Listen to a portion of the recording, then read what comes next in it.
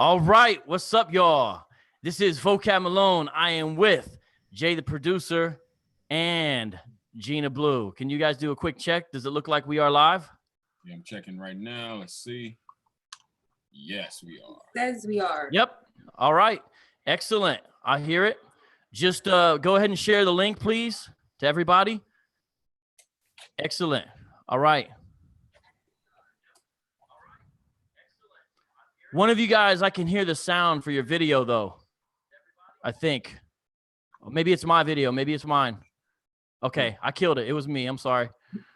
All right. Hey, Gina Blue, before we even get started, before we do anything, I just got a few quick kind of, questions for you. And I think they're pretty much yes or no questions. Are you ready? Yes. That was the first one. Hey, good job so far. Good job so far. All right. Now let me ask the next one, Gina, which is this. Are you a disciple of Jesus Christ? Yes. Because I was just wondering, because according to IUIC, you wanted to go back out into the world. That was what was going on here. But no, that's not true. All right. Because they said you should have been at the club instead of listening to their show. Right. I should be getting ready right now for the club, Yeah, as soon as this broadcast is over, I'm there. You got to go hit it. All right. No. Gina Blue, are you still pro-black? Yes, I am. I just want to make sure, because they're kind of saying you're not. They're saying you're in love with Esau and all of that. IUIC, the cult, used to be a part of. Gina Blue, did I somehow convince you to wear women's pants? No. All right, so that's something you did on your own. And by the way, notice I said the word women's pants. Yeah, women's pants. Yeah. Gina Blue, do you believe in a blonde-haired, blue-eyed Jesus? No. I don't believe in any idols. All right. Not even one that looks like a composite of all the IUIC leadership? Not even the false image of Christ that's Nathaniel. No. Not even that. Just want to get that straight. I'm glad now we can get set to going with our brand new show tonight. Hey, if you're watching this, please share this right now, because this is the time in the beginning, because we're not going to be on it for 3 or 4 hours. So somebody wants to watch this, share the link right now on social media. Yeah. So I'm going to hit up Jay a lot in the beginning. So Gina, maybe you could do a little bit of that, but that's up to you. And anyone watching. All right. Hey, so Jay, tonight we're saying that IUIC promotes slavery and slander. Let's say, Jay, this is the first video anybody's ever watched on IUIC. Quickly tell us, who is IUIC? IUIC, that acronym stands for Israel United in Christ, headquarters in New York City, and have camps throughout the United States as well as cross seas. Brother Jay, why are you qualified, if you want to put it that way, to speak on IUIC? Because I am a former member. I have learned the doctrine. I am also, as you guys might know, did music and stuff in there. So I've heard a lot of things. I've had a unique experience over most brothers that come in there. And so obviously that's why I do what I do now. So I'm definitely qualified to speak. All right. Brother Jay, does IUIC promote slavery? Yes they do. All right, now what do you mean by that? They promote slavery in what they would deem as scriptural. They believe that the people or the nations, which in their eyes would be all of them, that had anything to do or hand in the transatlantic slave trade, that those people, when Christ comes back, is going to be their slaves, and that they're going to take them as slaves in the kingdom of heaven. And that's what, to them, the kingdom of heaven is, taking the people's slavery that took them slavery. So basically revenge. The curses that was put upon them will be upon the other nations in the kingdom of heaven. All right. Now, Brother Jay, you and I working on a parody song that IUIC has recently discussed, as well as other folks in the Hebrew Israelite community. Right. And in that song, we've made it clear a number of times that it's going to be a parody of the wicked, malicious, mistaken doctrine of IUIC and the other One West Hebrew Israelite groups that teaches they're going to enslave other nations in the kingdom. And they tried to take the original title of the song and say that we were somehow mocking the transatlantic slave trade. Right. Now, I'm going to play a clip real quick where Deacon Asaph of the IUIC Queens, I believe that's the main thing he's associated with is the Queens camp. I'm going to play a clip where he's speaking on that real quick here. And what he says is, well, he mentions about it, but he basically says like, well, why would you even make fun of that? Because anything with slavery is sensitive. But look, that's like them trying to protect people from criticizing their doctrine. Right. Meaning, if they're gonna promote this idea that they're gonna be enslaving other nations, well, why aren't we allowed to criticize it? And sometimes we might do so in the form of song. So I'm gonna share my screen real quick. And I'm gonna show a little clip where he says that. All right. And while I'm getting that set up, Jay, can you pull up the lyrics to the song? I want to see if we can read some of the song, if you're all right with that. Yeah, let me pull it up. All right. Yeah, I'm gonna do that at some point here. All right. Let me and let's play this. Make sure I got it right. All right. Here's a clip where he's discussing to everybody. He's trying to say, look, I'm just making fun of you guys saying that you're gonna put people in slavery. Well, why make the joke about slavery anyway? When you see brothers are so passionate because their passion is coming from a place of them being wrong. He's looking at it like, so what? I'm gonna make a joke out of it. I'm gonna take the whitest song that I can find and I'm gonna make a joke out of it to piss them off. Guess what? We pissed off. You accomplished what?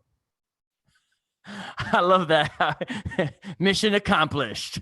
So, because what he's referring to is the original song that we're using for the parody is Miley Cyrus' Party in the USA. At one point, since the camps do teach slavery is coming to America, we were going to title it Slavery in America. Now, we kept the lyrics the same, but since people didn't seem to understand, we've changed the title, but it's the same song, which now it's called Slavery in the UPK. Brother Jay, could you read some of those lyrics and we'll break it down to the people? All right, let me find. Matter of fact, oh, I pull up the wrong part. Let me pull up. Oh, sorry. Hey, while you're doing that, do you guys think now's a good time for me to switch my background? Yeah, go ahead and switch the background because it's going. All right, guys, I'm gonna go ahead and switch my background real quick here. Hey, Gina, you like my new background? I love it. Wow. So what's going on? What's going on back there, Gina? I just love the kids. I don't know what that guy is doing in front of them. He's being a creep. I don't know. Hey, yo, if you saw a grown man mm-hmm. and he had a cage filled with little children. Grown black man, yeah. I mean, whatever. Any man, but I'm just looking at the picture. I'm sorry. Grown man, he's got a cage filled with children. What are you going to think about that, man? I will call the police. So you have to call Nathaniel then. So, woot, woot, that's the sound of the police. Right. Woot, woot, that's the sound of the beast. Yo, why has he got his Shalom dap on? What is he going to do? He's like, who's he Shalom dapping? The cameraman? Because the kids ain't going to return the salute unless they teaching him that, but I thought that was only for Israel. Oh, man, I got a lot I want to say about that picture right there. Go ahead. Go ahead, Brother Jay. I'll see that after I read these lyrics. All right, let's read these lyrics to the song. Now, here's what we're doing this. IUIC promotes slavery. And we're gonna expose that. And that's why we're making a parody. So you can't say the word slavery is off limits when that's what you talk about. If you talk about it and you say it's from the Bible, because you got a Bible verse right there, we're gonna talk about it because we're gonna say you're wrong. And look at your picture. It's weird. I hope you didn't get those kids to pose for that picture. I hope that's photoshopped. I hope that's green screen. Come on, man. Me too. That's sad. That's sad. Poor kids didn't even know what they were getting into. He went to like Czechoslovakia. He's like, I'll give you 5 cases of vodka if you just stand in this cage for 5 minutes. Yes, thank you. I like the vodka. My parents love the vodka. That was pause for the picture. So, right. Man. Yo, Brother Jay, you got the lyrics yet? Yeah. Okay. Read those lyrics to Party in the UPK, or I'm sorry, Slavery in the UPK. No, Party in the UPK. Yeah, read those lyrics. UPK, yeah. So, all right. So here's the lyrics. I'm gonna just read them as they're written here. All right. So the intro. Come on, everybody. it's a party today in the UPK, right? So then the first verse, off the block on 125th with the Bible in my hand. Welcome to New Babylon, or is it Egyptian? So let's stop right there. Why is that line there? Because these guys, they make America both Babylon and Egypt, which scripturally speaking is incorrect. And of course, 125th is where the whole One West movement got its start there, where all the camps we have today broke off from. So welcome to New Babylon, or is it Egyptian? Regenerate, because we know they teach their regeneration doctrine is actually describing reincarnation, where they come back over and over and over and over. That's why you hear them say their prophets come back, right? And the reason why that's funny, in the original song, she says something about being in LA. She's like, I'm here for the first time. So in our song, it says regenerate, I'm here for the third time. Right. I'm here for the third time. Look at your white wife, Negro, you're out of line. That's like on the street, and they see a Jake going by with an Esauist. Right. Shout it out, right? Right. Theology so crazy. That's pretty much self-explanatory. These guys have none. And they're horrible at fact checking. And just understanding what the scriptures plainly say, which is now. Before you read this next line, everybody remember now. This song has become now focused to the ISUPK, although IUIC also teaches the same slavery doctrine. So the next line is specific to ISUPK, and here's why. Because UPK was the ones who mainly went after the title for the song. So I said, okay, you don't like the title for the song? I'll make it about you. So now it's partying in the UPK. You happy ISUPK? So the next line is specific to them. I'm gonna be fair. We're fair. We don't do sensationalism. In fact, Gina, let me ask you something. I'm not trying to put you on blast. Before we did our first interview, didn't I say, please, at least on my show, don't speak too much on the financial stuff because we don't have actual proof or evidence. Unless we have definitive things, we're not going to speak on it, right? Didn't I ask you? That's true. You did say that. So I stayed away from that for the most part. Because this is not about sensationalism or yellow journalism. We wanted to have stuff we really could say. So what's the next line, Brother Jay? No job and oh so lazy. That's the UPK. And I'm going to play a clip later where IUIC even disses UPK for being that way. What's the next line? King James, not a Scot, and the internet proves it. You know, they believe King James was a black man. Hey, yeah, man.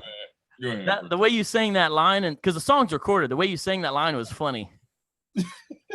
Like when you sang it, it just sounds.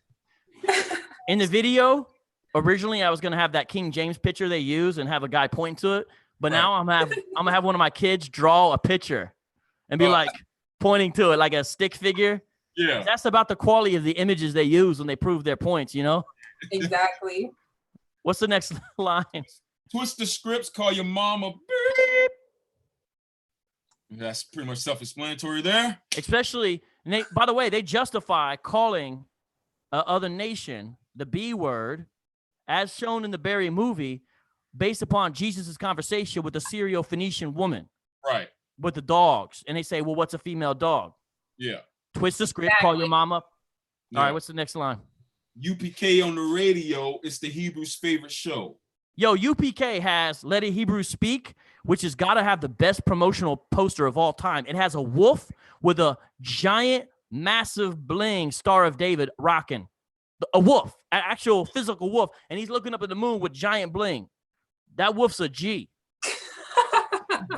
That's a show, Let a Hebrew Speak. They've also got Israelite Vibes, which is Tazariak's show, which used to be on New York radio, but now they're just stuck in someone's basement. I think they use Katazat's basement now because they're not on the FCC. That's why they swear now all the time. Some of y'all didn't know that. You thought UPK was still on the real radio. They're in UPK basement. That's why Katazat could cuss now. So that's why he could call you the N-word when you came on the show, Brother Jay, like he did. Right. Wow. Yeah. So what about what's the next thing? I'm sorry. The other show is General Yohana's show as well. Right. I forget the name of that show off the top of my head, but yeah, I forgot it too. All right, what else we got? Talking all night long, cursing all night long. And now it says, here's the hook. Hit him with the hook. Pull your pants up, 2/3 of die soon. I'm gonna fly to the moon. I'm grabbing the girls like, yeah. lashing the whips like, yeah. Oh my God. Up 2/3 of die soon. I'm gonna fly to the moon. Yeah, it's a party in the UPK. Now, let's explain that. Why pull your pants up? 2/3 will die soon. What's that mean? Right. So for those of you that, I'm pretty sure if you dealt with Black Hebrew Israelites, you've heard this, where they have the 1/3 is the ones that's supposed to be saved out of the 12 tribes, and then 2/3 of the 12 tribes is going to be killed off. They're using the prophecy, or well, it's already happened, but they're using the scripture from Zechariah when they talked about cutting off 2/3 from the land, 1/3 will not be removed. They use that to talk about, you know, who's going to be saved, who's not. I'm going to fly to the moon. This all goes into their UFO doctrine. All right, how, you know, one day before nukes drop, you know, UFOs they think are angel chariots are going to come down and poof them up, and then it's going to like take them away and drop them off into the Arabian desert somewhere to meet Christ, where he would then, you know, tell them how to keep the laws better. And grant them superpowers. Right, and give them superpowers, swords, all that, you know, stuff. They get their powers back, as they say. If you guys thought Nathaniel was bad in his current state, just wait till he turns into Super Nate. It's all like, you know, in Superman, you know how in the new Man of Steel, they got the S on the chest, and they're like, what's that stand for? It's like S in Kryptonian language. It stands for hope. When they ask Nate in the kingdom, it would be like, hey, Nate, what's that S stand for on your chest? S, my people, it stands for slavery of Esau. Yo, they're gonna hate this video, bro. Like that, man. They dudes are talking about Esau. Gina, they're gonna talk about this video. Oh man. Of course. Chopping through it. Go ahead. What's the next line there? The song, we're not gonna share. This is a little bit more. This a little bit more. Let's share this part of the song. Verse 2. Verse 2. I arrived to the camp with my fringes on. Everybody's looking at me now. Pretty much know, you know, they want to appear righteous on the outward before men. They're like, who's the ark with the kicks getting kissed with the Edomite on the ground? We know that IUIC makes that very famous. They just put out another video a couple of days ago with that happening, with the whole bootlicking thing. All right. Regenerate, you know, because, you know, they got to come back again. I'm here for the 4th time. My mom is white, so she can die tonight. And I'm pretty sure y'all probably know where that's from. You know, that infamous clip with, what's the brother from the... Alazar Banloya, a.k.a. Gorilla Hebrew.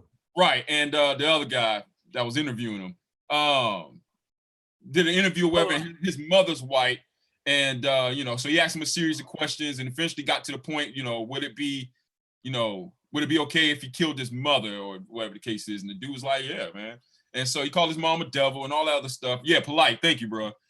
So you guys can see that clip, man. It's all over the internet. Polite got out of his chair on that one. Yeah, he had to get out of his chair on that one, man. I mean, good grief, man. So that's where that comes from. And then, you know, we'll have a clip that we found, you know, because for those that don't know, I call into the IUIC radio station when they decided to take the interview clip of me and Vocab and try to make it something it wasn't. And they was getting all, they want to call me the N-word and all that stuff, talking about, you know, we disrespecting ancestors and everything like that. And they don't teach that, you know, slavery in the USA or America because it's such a touchy subject and all that other stuff. Well, lo and behold, as the parody was to pick on, because the parody originally was to pick on the fact that they do teach slavery in the USA or America. And so we finally got the clip of IUIC leaders on the street saying slavery was coming to America. Literally, he literally says slavery is coming to America. White man, they're gonna mop your floors and all other stuff. So mop your floors, shine your shoes, pick your cotton, and you're gonna work them like dogs. Right. And we play the clip in the song just to prove the point of what the song's about. So it's an educational teaching moment. So this song is didactic music via comedy or something like that. So Jay, can you do the hook one more time? Because I got a prop I want to share as you do the hook the final time. All right. So pull your pants up, 2/3 of die soon. I'm gonna fly to the moon. I'm grabbing the girls like, yeah. Lashing the whips like, yeah. So pants, 2/3 of die soon. I'm gonna fly to the moon. Yeah, it's a party in the UPK.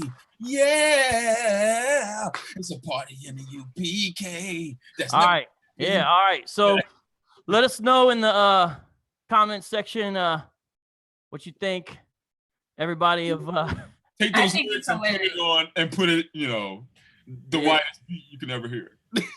Gina. Well, Gina, what do you think? That's your first time hearing the song. It's hilarious. You know, Is it true? It is true. That's what they preach.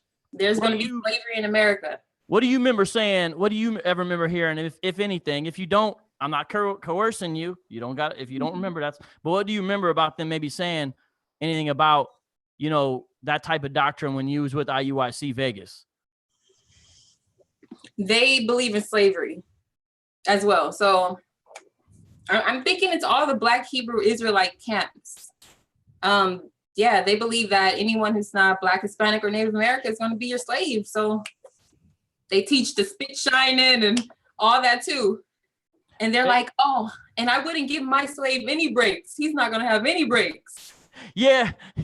That's funny you said that. I hear stuff like that a lot. It's so ironic. What a weird, that's funny you mentioned that. I know what you're talking about. I've heard them say that kind of stuff before. Yeah, crazy. And Gina, let me ask you something. Do we need humans to pick cotton anymore? No. Like they talk about, I'm gonna make a pick cotton. Like, why are they gonna go back to 1800s technology Right. just to get recompense? Can't you just let them, you know, work the cotton gin or drive the truck or whatever? Right. Yeah. They want to Cotton go production is gonna go way down, Nate, if you do it that way. Right. ASAP, don't you want more shirts? Right. I'm just saying. Y'all, what's up? Don't you want some more fringes and garments? If they're made out of cotton, you got to let them use the technology. The cotton gin, at least, guys. The cotton gin. I mean, they got superpowers. They should be able to, I mean, if they got teleportation powers and all that stuff that they talking about they're going to have, they should be able to have some type of power where they can just, you know, just cause the cotton to be picked without any. Right. Why do they need slaves? It's all this hate stuff. It's crazy. So with that, I'm going to play a specific clip of IUIC specifically showing how they specifically teach this doctrine. So I'm not just doing generic One West, you know what I mean? Something like that.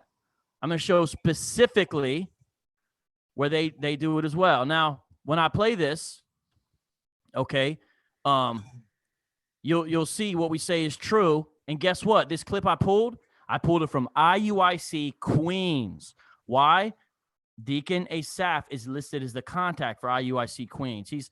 I think that's one of the ones he's specifically in charge of, if I'm not mistaken. But either way, it's New York, is what they teach. And the dude says, Becky, and listen to this clip, because he basically says, if they don't do what we say, we're going to kill them. Because he says you'll die. Now, how would they die? Yeah, when death is put away. Yeah, good point, by the way. Because it seems like they would die by Israelites killing them with their superpowers or something like that. Maybe they'll make another Edomite kill another Edomite. I don't know.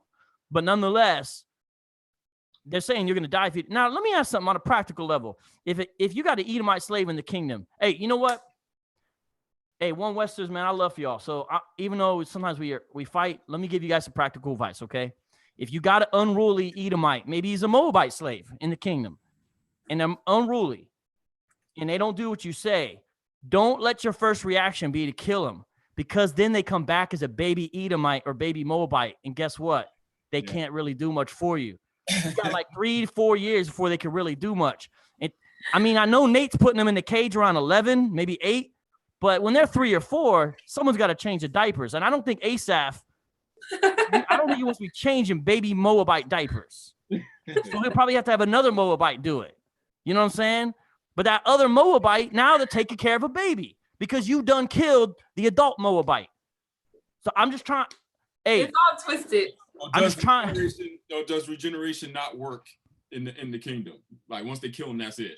Right, exactly. The rules change up. The doctrine changes yet again. Wait, Jay, are you saying once they kill them in the kingdom, they don't get to come back? No, I'm saying unless Oh yeah, it like Last generation don't work no more. yeah, no Yeah. more extra lives. Magically. If you, I mean, at least for the Israelite, it apparently don't work because their regeneration doctrines that they keep coming back over and over until the final judgment. So I mean, after the final judgment, there's no more need for the regenerating part.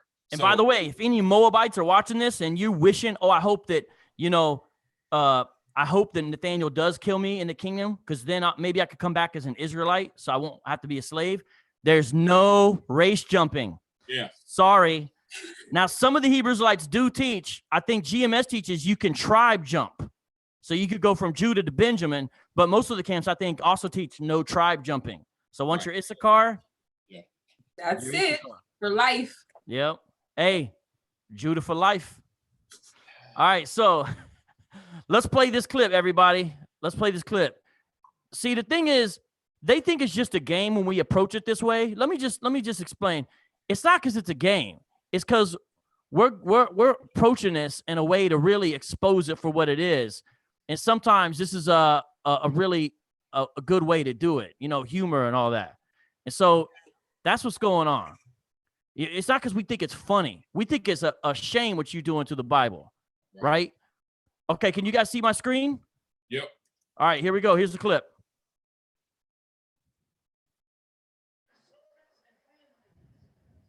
Can you turn it up louder? It's real low. No one can hear.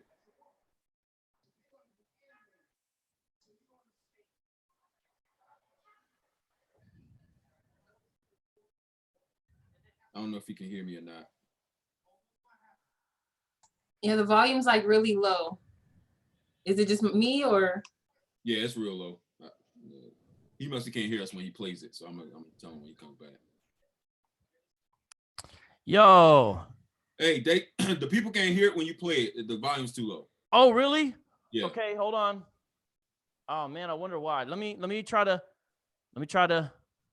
get my volume as loud as it can be. I'm gonna try it one more time, and if not, I'm turning up all the volume I see that I can do. All right. Yeah, okay. I'm gonna try it again. Hopefully it's loud enough this time. Notice at the end of the clip he says, "You're modern day Italians." Oh, Being a part Sicilian, I take offense at that. If you're from New York, how is it you still saying Italians? Where are Italians from? Are they from Italy? Yo, man. Oh my goodness. Do you like Italy? Italy. Right, Italy. I'm just saying. Okay, but nonetheless, let's see. I hope this does it this time. Let me grab this again, man. I got too much kind of going on my screen right now, so forgive me for this. Okay, here it is. All right, ready? All right. Share screen. Okay, here we go. All right, let's try it again.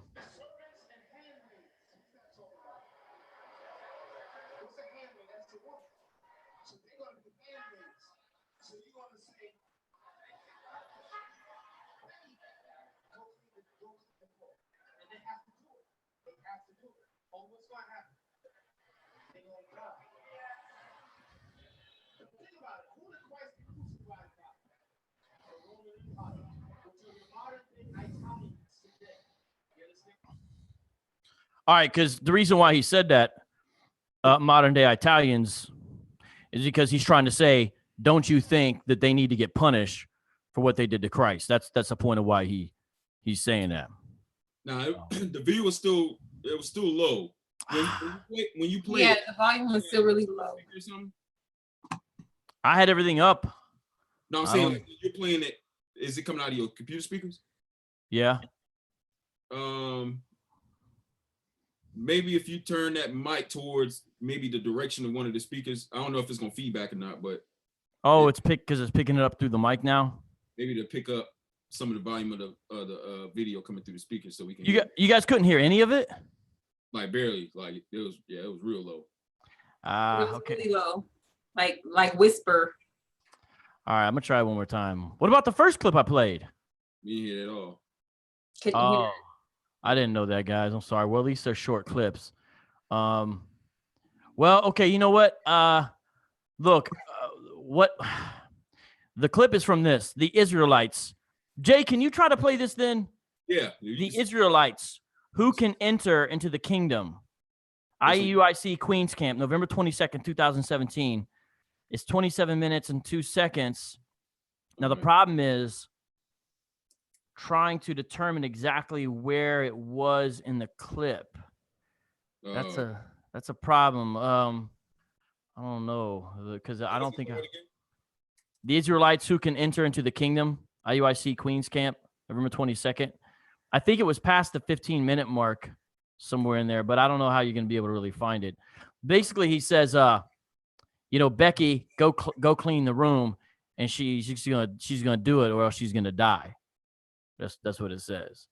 But I'm gonna try to play it one more time just to see. But it's gonna kind of mess me up because I'm gonna have to move my mic and everything. But let's. You know what? I'm gonna try this one more time. Then if it don't work, we're gonna keep it moving because it's like I don't want to take up too much time on it. But everyone can watch the clip where IUIC is specifically saying it. Let me see if it'll work this way.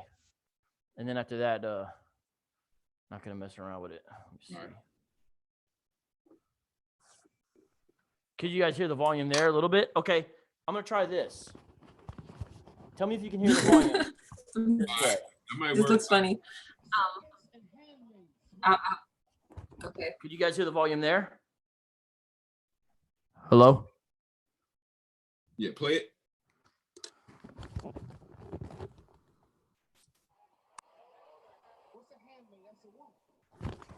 Could you hear that? Kind of. We would have to be like mad quiet. But the brother K Duff said it was about 21 mark. I'm gonna mute my mic. Oh, really? Oh, good. Yeah, thanks. If you guys can find exactly where it is, Brother Jay, if you can link it up, we'll do it because I think you might have better success playing it.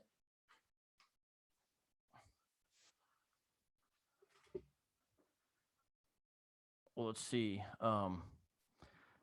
If that's the case, I'm going to have to send you the other clips so they play loud enough, probably.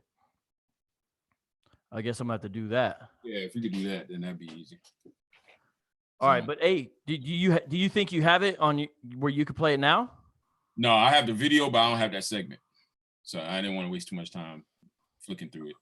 All right, well, hey, Brother Jay, so here's what I'm going to do. I'm going to get this set up where we're kind of ending the part where we talk about the slavery aspect. Can you kind of finish it out? And I'm going to send you this stuff, then we'll play the clips before we transition to Gina. Does that work for you? Because I know you had some stuff you said you specifically wanted to say. Right. If you could switch it back to that picture of Nate with them kids in the thing. Okay. I'm about to do that right now. And then it's on my screen here. All right, there we go. All right, cool. Appreciate it. All right. Yeah. Now let me share my screen. Share screen. Oh yeah, there we go. All right.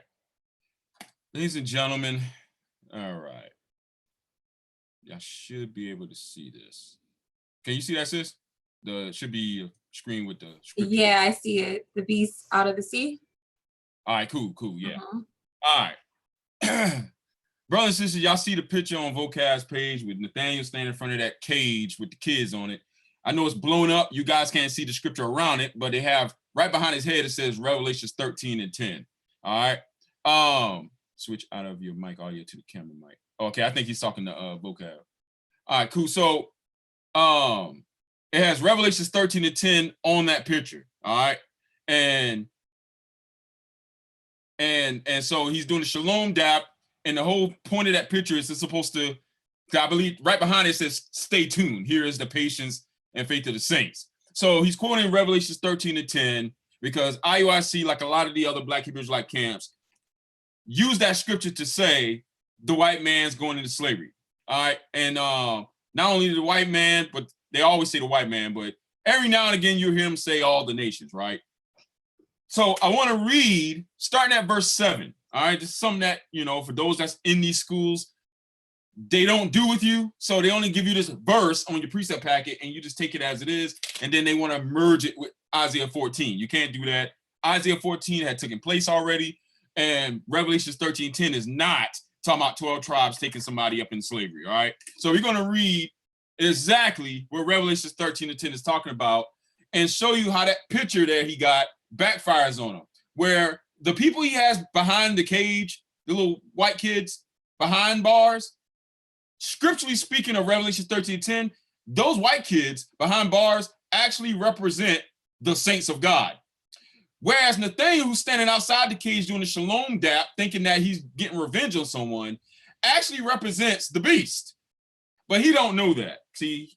All right. Now, if you guys start, I'm not going to read this entire chapter, but if you guys start at verse 1, all right, the prophet is right, the apostle John is writing about the beast that he's seen is coming out of the sea and this dragon. All right. Now, when we get into verse 7, because we're going to get to the point to verse 10, it says this. And it was now, just so you guys know, Revelation 13, you know, when you guys read this or look at chapter 12 and look on down and read through these, the scriptures going into the persecution that's going to happen to the saints of God. All right. Now, they'll think the saints is just talking about 12 tribes, but if you read the Gospels, then you'll understand the mystery of the gospel and realize that the Gentiles are included in the same body through faith. So the saints here are not fleshly Jews. The saints are those that are the children of Abraham through faith. All right. These are the saints of God or the children of God, as Galatians 3 tells us in Romans 9. All right. So here in Revelation 13, I'm going to start at verse 7. It says, and it was given unto him who, it is talking about this dragon, all right, and this beast here.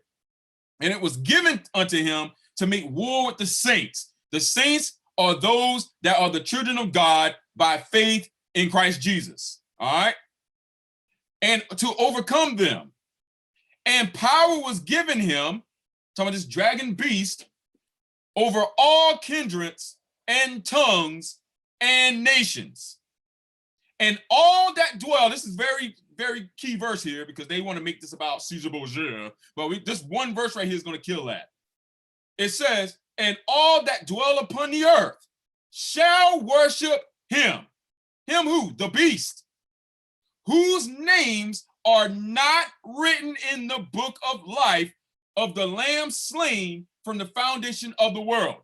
This verse is telling us all of those whose names are not written in the Lamb's book of life will worship the beast. They will worship the beast, meaning everybody that is not written in the Lamb's book of life. So if the beast is the white man and the beast is Caesar Borgia, the white image of Christ, then what this would mean is that literally everyone on the earth, literally everyone, would worship the white image of Jesus. That's what that would mean in their worldview. All right? That's what that means. Whoever name is not written in the Lamb's book of life would worship this image. I don't worship this image. The sister don't worship this image. There's plenty of people don't worship this image. And there's plenty of people in Islam and all that kind of stuff that do not worship, quotation mark, Caesar Borgia. All right? So it says, and all that dwell upon the earth shall worship him, whose names are not written in the book of life of the Lamb slain from the foundation of the world. Look at this next verse. If any have an ear, let him hear. Everybody got ears. But for him to say, if any man have an ear, meaning understanding, let him hear. This is something spiritual that's happening right now. This is not use this as some revenge scripture. This is a revelation that's being said by Christ through the Holy Apostle John to write unto the saints. And it says this, he that leadeth into captivity shall go into captivity. He that killeth with the sword must be killed with the sword. Here, meaning in this, that we just read here, is the patience and or endurance and the faith of the saints. Now, I want to point light to something because this is something IUIC specifically do not, let their members do. But I'm going to go here to the underlined text first so you guys can see this right quick. And then I'm going to show you guys the Greek that this is translated from literally reads this way. And this is why they reject any other translation that read this way. All right. That's why they only want to stick with the King James Version, which is a translation of other translations. But it says here in the underlying text in which the King James Version renders it from, it says, if anyone is to go into captivity he goes. If anyone is to be killed with the sword, it behooves him by the sword to be killed. Here is the endurance and the faith of the saints. Revelation 13, 7 through 10, brothers and sisters, is not a revenge scripture for the Black Hebrew Israelites who think they're going to take white people into slavery and that they're going to take Asian people or Japanese people into slavery. This is not a revenge scripture. Revelation 13, 7 through 10, or the entire chapter, but I started at 7 through 10 to get to the point. Revelation 13, 7 through 10 is a word of admonishing and warning to the saints who are the children of God through faith of the persecution they are about to undergo. And you can read about this in history, the great persecution of the Christians. All right. So what the scripture actually saying here, if we go to the same verse and watch all the translations say the same thing. King James Version saying the same thing too, but those guys just don't know how to read. All right. NIV version, which they like to reject. If anyone is to go into captivity they will go. If anyone is to be killed with the sword they will be killed. This calls for patience, endurance, and faithfulness on the part of God's people. When else do we see that written in Revelations? I believe it was Revelations 2:10-ish. I'll have to find it. But in Revelations, I believe it's chapter 2, I believe it is. It talks about the saints enduring the persecution even unto death. And if they endure even unto death, then they will receive a crown. All right? So Revelation 13, 7 through 10 is talking about the persecution of the saints, not 12 tribes getting revenge or Black Hebrew Israelites getting revenge on the white man and putting him in slavery. So as I quickly reference through all these translations, NLV, anyone who is destined for prison will to be taken to prison. Anyone destined to die by the sword. You also see the same lingo used in the Old Testament. All right? Will die by the sword. This means that God's holy people must endure persecution patiently and remain faithful. ESV, if anyone is to be taken. Berean Study Bible, if anyone is destined for captivity. Berean Literal Bible, if anyone is to go into captivity. New American Standard Bible, if anyone is destined for captivity. King James Version, he that leadeth into captivity, is saying the same thing all the translations are saying, which is a word to the saints that there's a persecution coming that was given into the hands of the beast to persecute the saints for a time, and that they are to endure it with patience and faithfulness even unto death. So when we reference that picture that Nathaniel has, where he commented under it, because I have it on my phone, I had to lock these Edomite kids up. That picture where he's standing on the outside, brothers and sisters, and the little white kids behind bars, according to Revelations 13 and 10 or 7 through 10, those little white kids there that they call the devil actually represent the saints of God, because the saints of God were the ones that were going to be thrown into prison and go into captivity. Whereas Nathaniel, who's thinking he's getting revenge, actually represents the beast in whom was persecuting them. No wonder he looks like the Baphomet in that picture.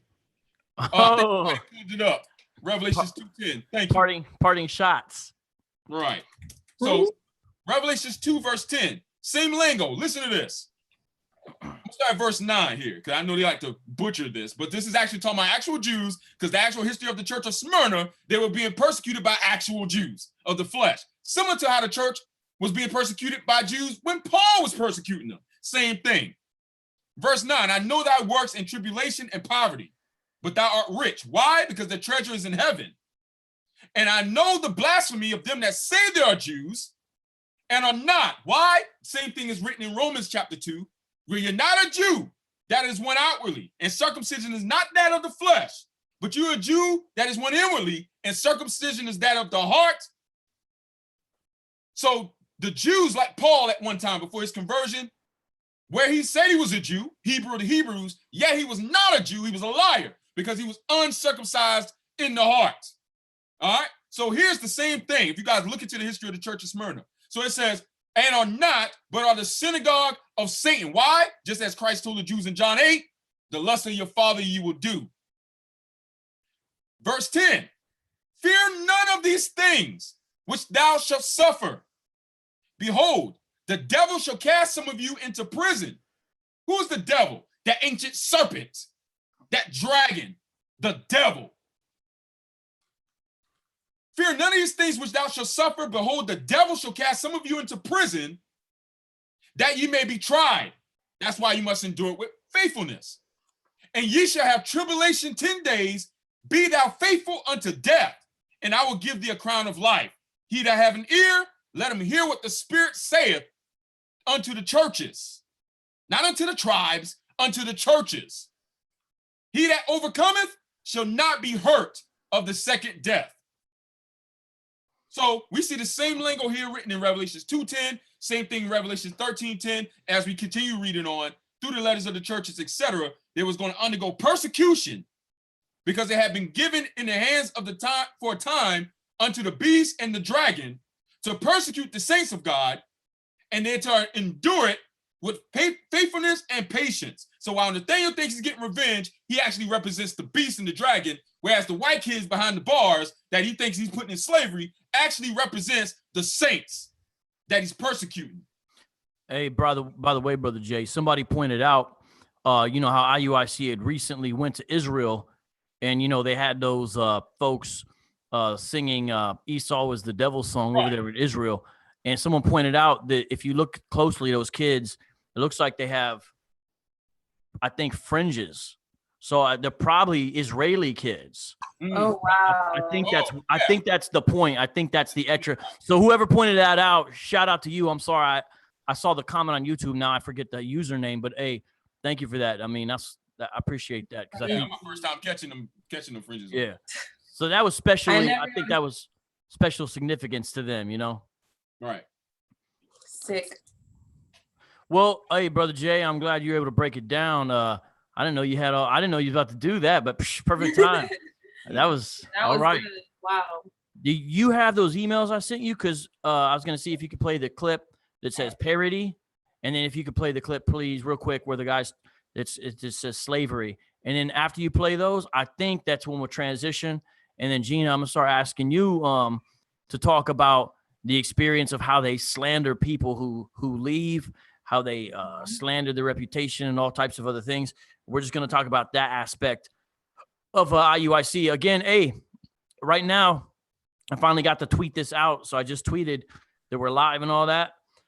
Should have done in the beginning, was busy. But you see we're about halfway through, and we're going to get into some good stuff with Gina.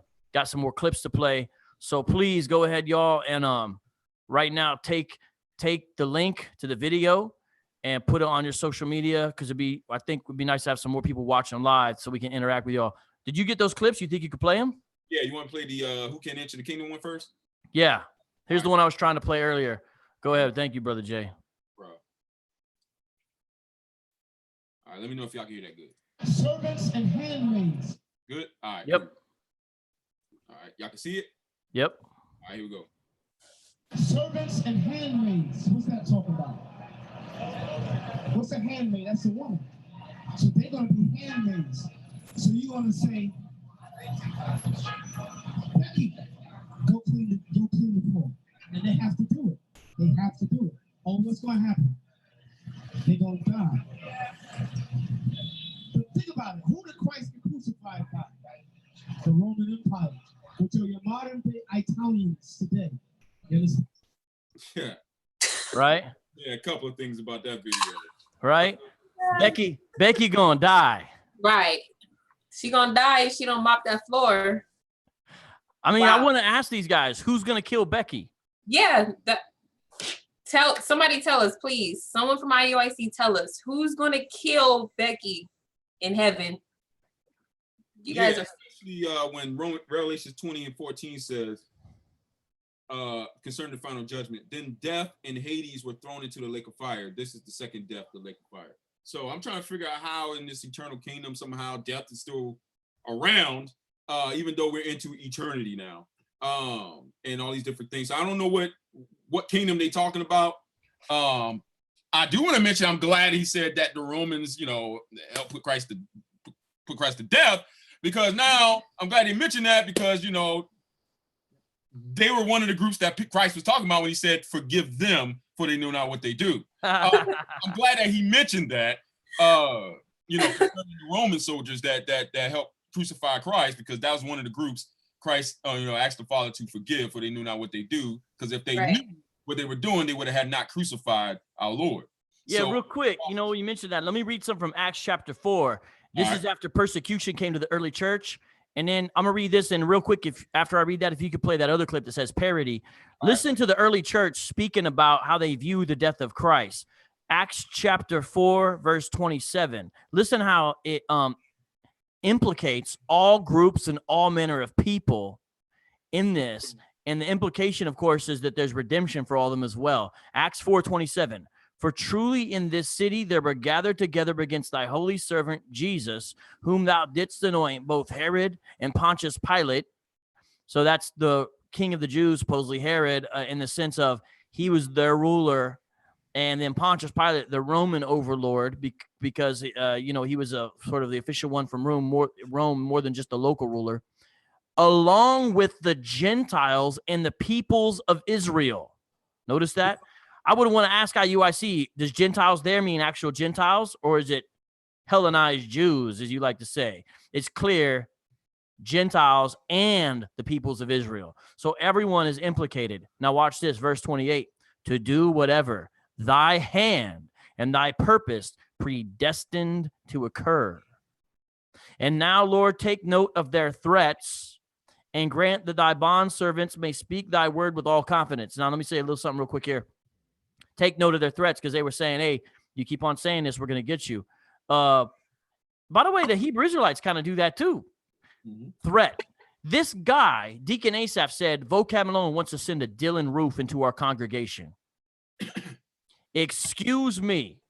How are you going to say that without any kind of evidence? And you know what's ironic about you saying that, Deacon Asaph?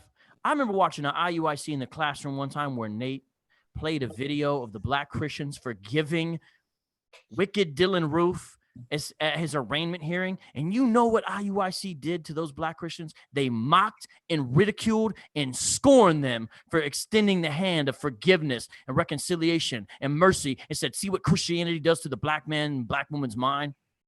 We stand with the folks who did that, because they showed the true love of Christ, who said while he was being killed on the cross, his brother Jay pointed out, forgive them for they know not what they do. You mocked them. And you have a nerve to turn around and talk about Vocab wants to send a Dylan Roof into here. Y'all slander people.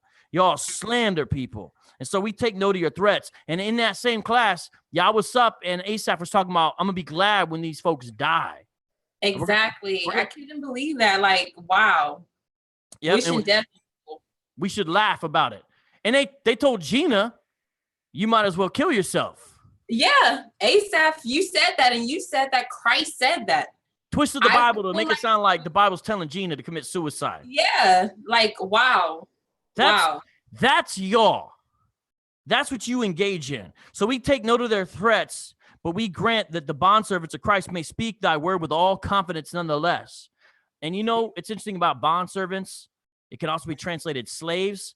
That's the real fulfillment of Isaiah 14 in the ultimate sense, that men and women of all tribe and tongue become servants or slaves to the true Israel. Who is the true Israel? We can see in Matthew 1, when in Matthew 1 he references Hosea, and he says, out of Egypt I have called my son. Originally, that just meant the nation of Israel. But in Matthew, he understands it as a Christological fulfillment and says that that's in relationship to the Messiah. Out of Egypt I have called my son, meaning out of bondage, in literal Egypt in this sense, I have called my true son. Who is the true son? Who is the new Israel? It is Christ. So when we're servants of his, we're fulfilling the ultimate, larger fulfillment of being slaves, because we're slaves to the one servant of Yahweh, or the servant of righteousness, as he's described in Isaiah. That's the real fulfillment. Every nation, tribe, tongue serving who? not flesh and blood, just some Israelite or whatever, serving the God of gods, especially the person of Christ. Now, let me just read the last couple of verses. While thou didst extend thy hand to heal, and signs and wonders take place through the name of thy holy servant Jesus. And when they had prayed, and the place where they had gathered together was shaken, and they were all filled with the Holy Spirit and began to speak the word of God with boldness. So I just want to read that because that implicates all peoples, but it also offers a note of redemption to all peoples. So, Brother Jay, you got that one other clip real quick because we already broke down the parody, but since the video didn't play earlier, I just want you guys to hear it where he mentions it, because now you guys know what the parody is about. Party in the UPK, you've heard the lyrics, and one day you'll hear the song too, because I'm getting my props ready for the video shoot. So let's hear what he says real quick. Hey, y'all see it? Yes, we can. Yes. Oh, he's trying to say, look, I'm just making fun of you guys saying that you're going to put people in slavery, but why make a joke about slavery anyway when you see brothers is so passionate, because their passion is coming from a place of them being wrong.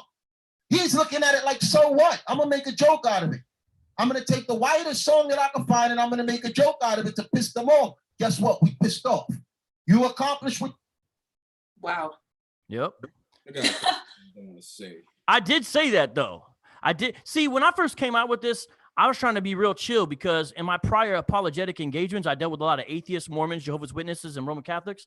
And I found that even though we vociferously disagreed, we could be friendly and cordial. And I thought same thing can happen here. But y'all showed me you don't want it like that. And that's not how y'all going to roll. You guys don't do it that way. And so eventually more and more I've come to say, well, then it's going to have to be a different way because of the way y'all proceed with relationships. And so it is what it is. So now it's like, letting folks know and doing it in a way differently than originally intended. But that's why some of the parodies and stuff come in. Now, we're not just doing parodies. It's one of many didactic tools. And you guys don't like it. And that's part of why we do it. So I did take the whitest white girl singing the whitest white song I could find. Why? Not because I like that song. I didn't even know that song until I hear the Weird Al version, because Weird Al made a parody. I don't listen to that. Miley Cyrus? What? It's gross. I hated watching that video to make the parody, to find the lyrics. It was gross. But you know what? A party in the USA. It's the whitest white thing ever. You know what I'm saying? So take that, something you hate, and then take something you think makes you powerful. You're going to put people in slavery. You get off on that. When someone licks your boot, Kwam Yasharala. And IUIC, I've never heard them speak out against boot licking. I heard they still low-key cool with it. They just don't promote as much, but I've heard campers say sometimes they still have dudes out on the camp who got that old spirit, and they still promote the Edomite, whatever, Moabite bootlicking and all that. So y'all are still with that. You get off on that. So take the thing that you think makes you so powerful, take that and ridicule it. You know why? Not because we think it's a joke, because you're making a joke of the word of God, and we're going to point that out. We're going to say, this is ridiculous. This is not found in Scripture. This is insanity. That's how twisted those sins got you, that you thinking this type of doctrine is in the Bible. And this dude in the video, Gina, he said, we're not a cult because cult makes things up. Everything we got's from the Bible. Well, apparently not. And I got plenty of First of all, every cult says that. When Jehovah's Witnesses come over at your door, they're like, we're Bible students. Exactly. Today is found right here. I mean, crazy. That's what they all say. They all say that. Get something off my chest right quick, Vocab. Uh-oh. I want to say this directly to ASAP, because I saw the Friday Night Raw they had a couple of weeks ago when they was all, gloating and going crazy on the system. And it was like, if we wrong, tell us we wrong. You be evil if you don't. And then it was like him and his sidekick, and be specific. Now, I've always been specific. I've always called people out by names. I've never done it in a subliminal way. You've always known who I'm addressing. I said it on my own live show. I'm going to say it here right now. This is for you, Deacon ASAP. And I would be on Friday Night Raw. Bring it out. Because I see right through it. You did this Friday night and you did it Saturday with Yawasab. All weekend. Every time you got ready to play that clip from me and Vocab's interview, you would always say, I'm going to find the full clip before I play, I'm gonna find a full clip to make sure that the video I'm playing wasn't chopped up to make it say what it ain't saying. That way he can't come back later on and then we look stupid. Or whatever the case is. You did that twice. You did Friday night and you did it Saturday. If you were a law keeper, as you say you are, you would have gotten the full clip before you played it the first time. Because even though you said that, you played the clip and then gave commentary to say that we was poking fun at the transatlantic slave trade and all this other stuff. And then you even got on me. Now, I don't know if you went home and maybe you was like, man, you know, I shouldn't mess with this guy or something like that. But when you played it Saturday night, you said the same thing, played it again, knowing good and well all your members are emotional. And as soon as you put in their ears, somebody's picking on slavery, it don't matter what else you say, they're automatically going to look at me as a coon, that I hate black people, and all this other bull crap. Right. All right? If you wanted to right. Hey, you know what they did? They accused you of being a... you didn't see it? Oh, man, I was looking down. Put it up Brother again. Jay, they accused you of being a... Hey, you know the funny part? Remind me of that coon. Listen. So he did it Saturday night, but Saturday night, his tone was a little bit different. See, he said the same lines. You know, I got to find the full clip, which he probably should have did Friday night. He should have got it before Friday night. But since he played it Friday night and got everybody all saying they trash in the comment sections, he probably should have went home Friday night after class and found the full clip just to make sure he ain't pushing something that's been doctored. But he didn't do it. But he decided to play it again during their Sabbath class, knowing good and well there's way more people watching now.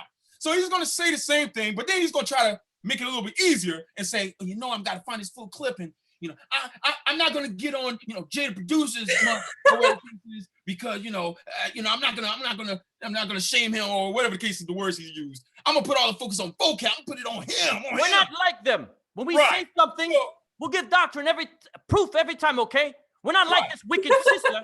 Okay, who just runs her mouth because we know the black woman loves attention. Okay, which is literally what he said about you. He said the problem is the black woman loves to run around and loves attention. How racist can you be? And how sexist can you be? Wow. This is my thing. You should have got that clip before you played it the first time. Just to make sure you good. Now, I'll tell you right now, you don't have to find the full clip. That clip, they didn't chop it up. That's exactly how it happened.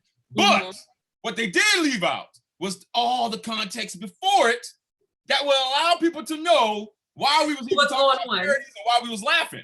So with that being the case, yeah, it was chopped up. That part wasn't chopped up. That's exactly how the conversation went in that moment.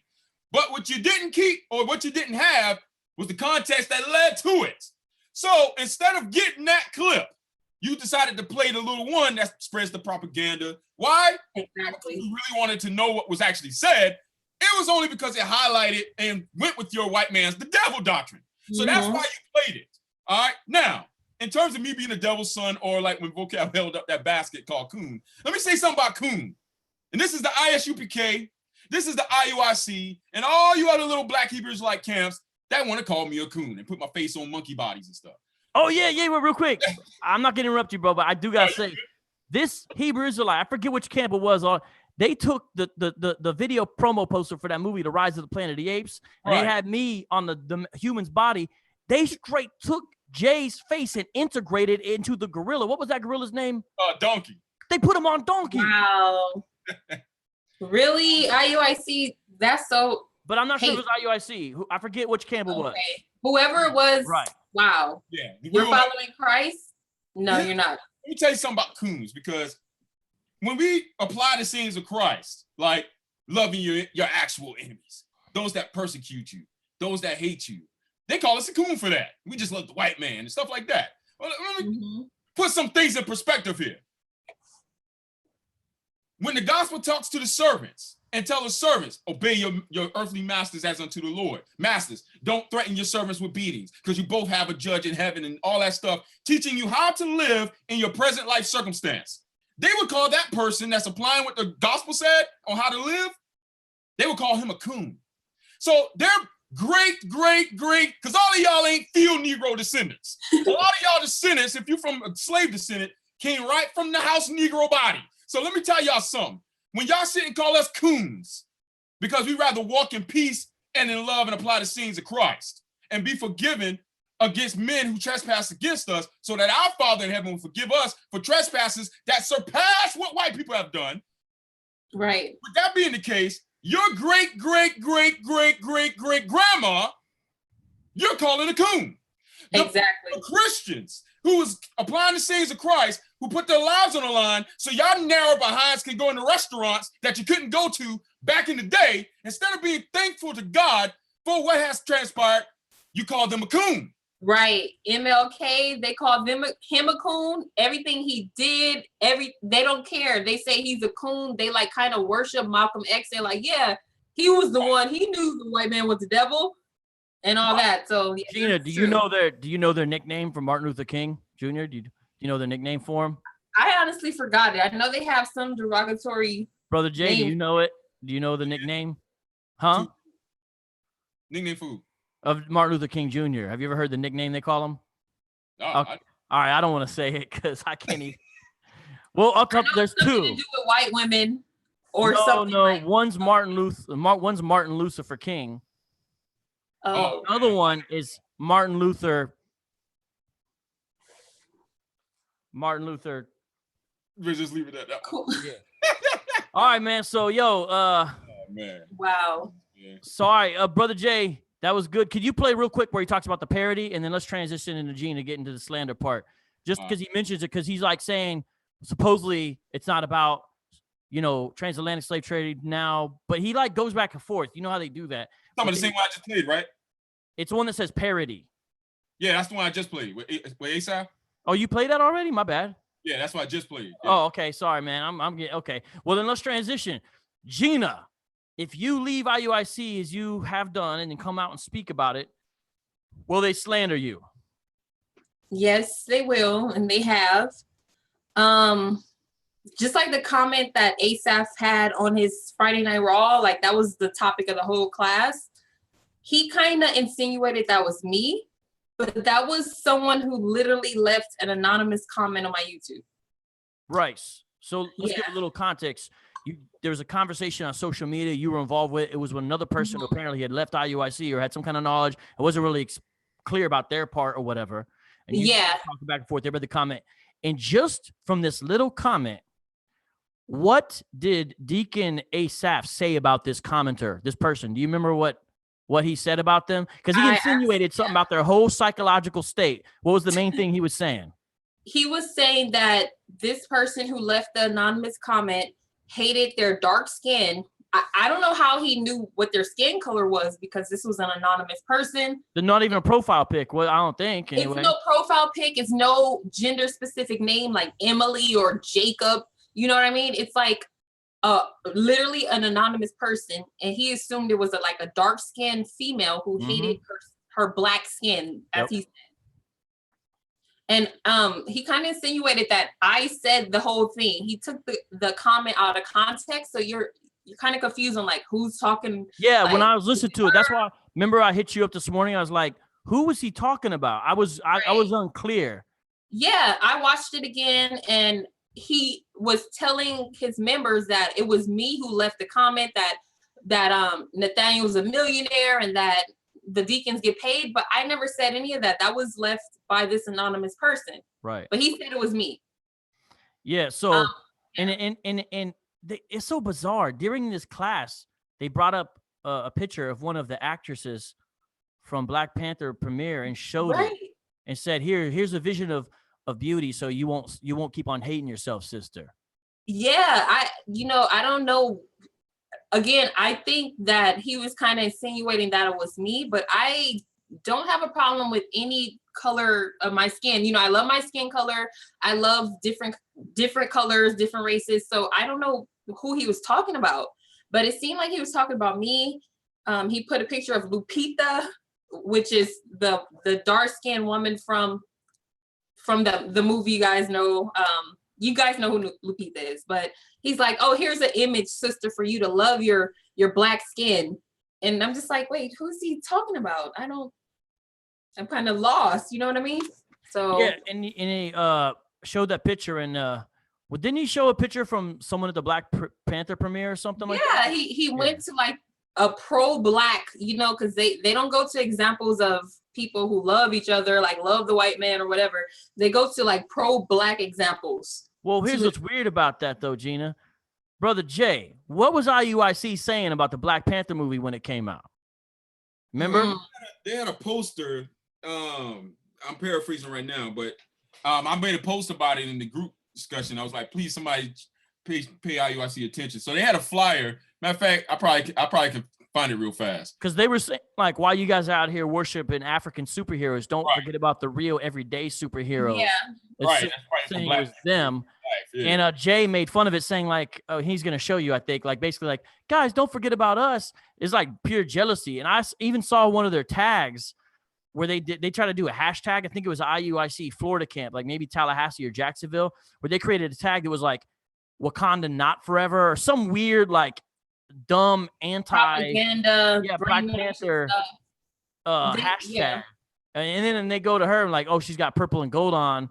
But it's just bizarre. You know, they real fickle. Like they'll use something when it's convenient, but then they'll switch over and hate it. Like I mentioned that Dylan Roof situation, you know, the way they mock those Christians, but then they use that to create some kind of paranoia in their cult members' minds. Like Vocab's going to send Dylan Roof in here. Exactly. To benefit their agenda, they always take things out of context and they'll use specific examples to benefit their or justify their lies. So they're good at that. No consistency with that. But yeah, slander, you know, talking about, and I mean, just notice like how much the second it's about a woman or a female, they just automatically start jumping on. It must be something related to appearance. You know, like she hates her dark skin. Like they immediately go there. Right. It's like, wait, I never said I had a problem with my dark skin or anyone else who's dark skin. Like, where did that come from? I was lost.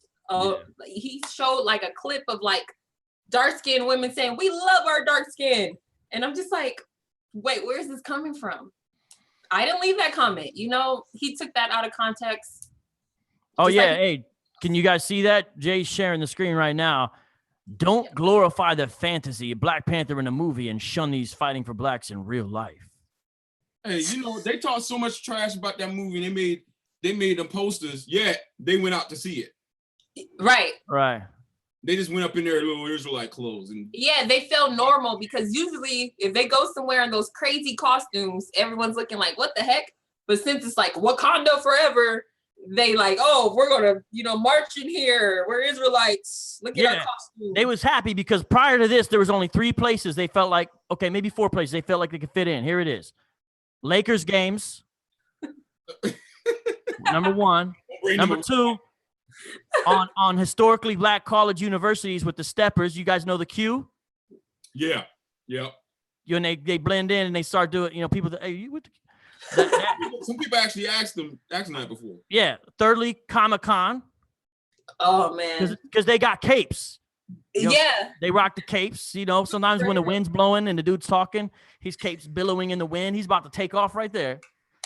Now, fourthly, the Black Panther premiere. They're like, oh, and don't forget camp, right? So, you know, it is what it is. So, yo, what else?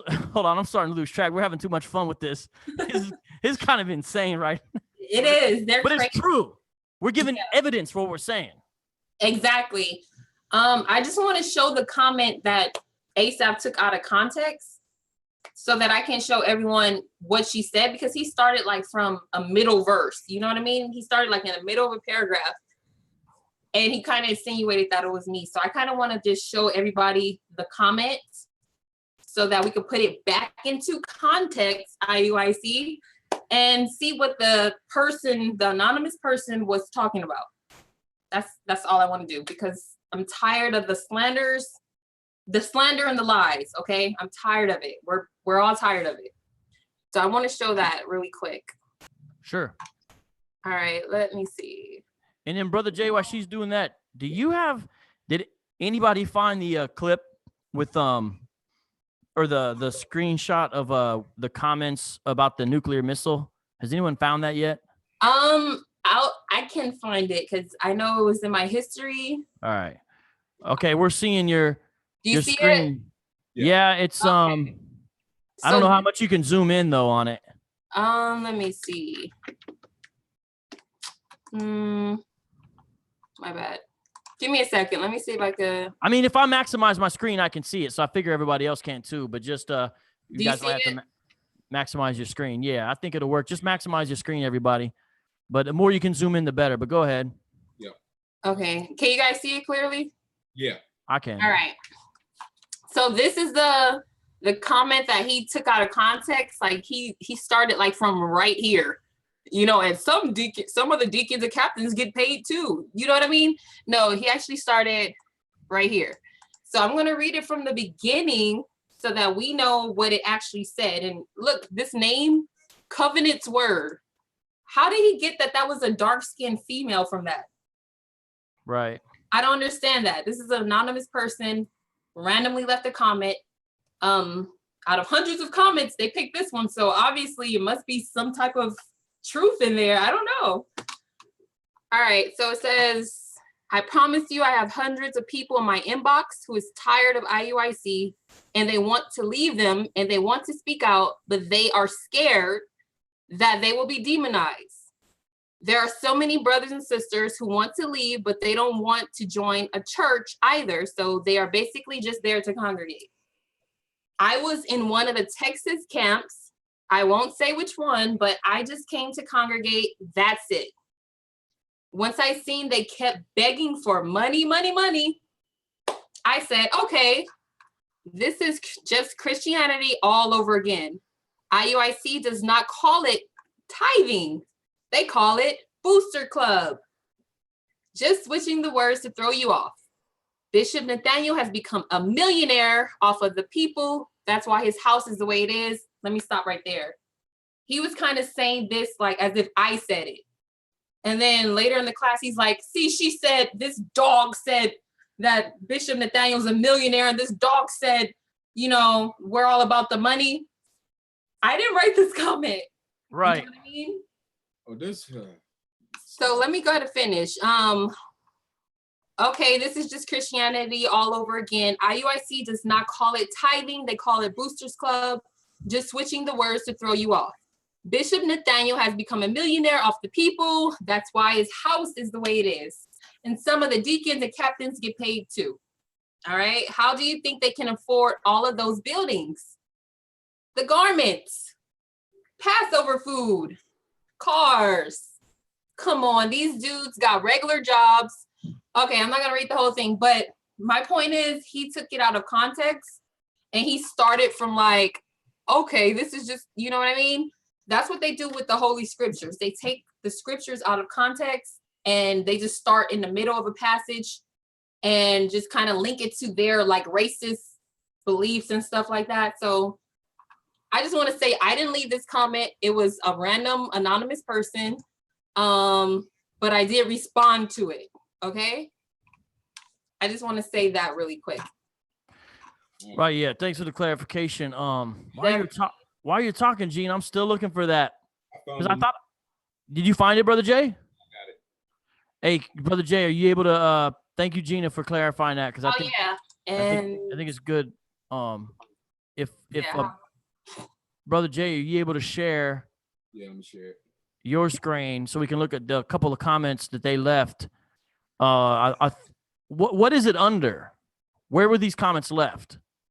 There was a screen. You actually saw it, and you posted a screenshot of it under the. It was in this group chat under the video that they did from their YouTube. Right. And all else fails, start lying or something like that. Okay, that was it. Yeah. Okay, that was it. Yeah. So this is in one of the IUICs in the classroom where they're talking about Gina and everything else.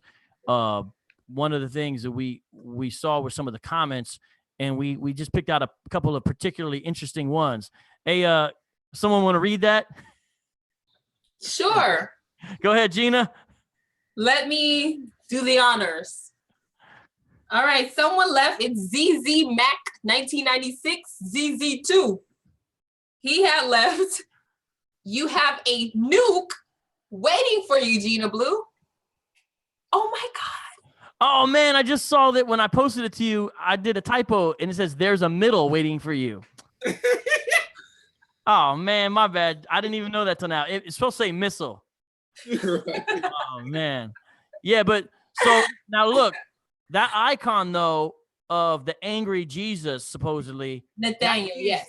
IUIC imagery, is it not? Yeah, they created Christ in Nathaniel's image.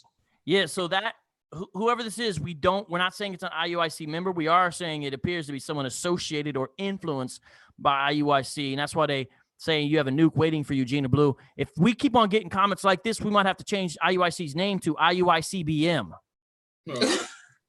Right, because wow, why are you guys wishing death on me? Like, I never understood that. Hey, these comments were funny though. Michelle was like, I wonder if the Booster Club paid for this nuke.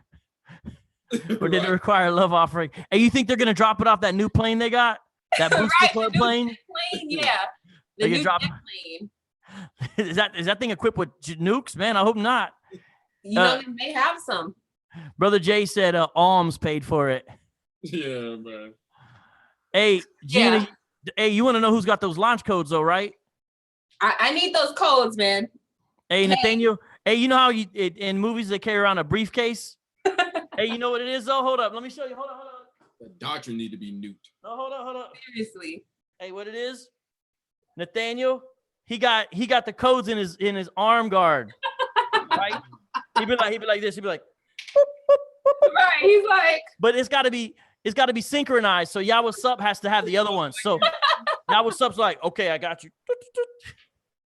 Right. They're like, you know, they're like dapping together, and that's I don't know. Yeah, that's how they set it off. Wonder Twin Powers activate.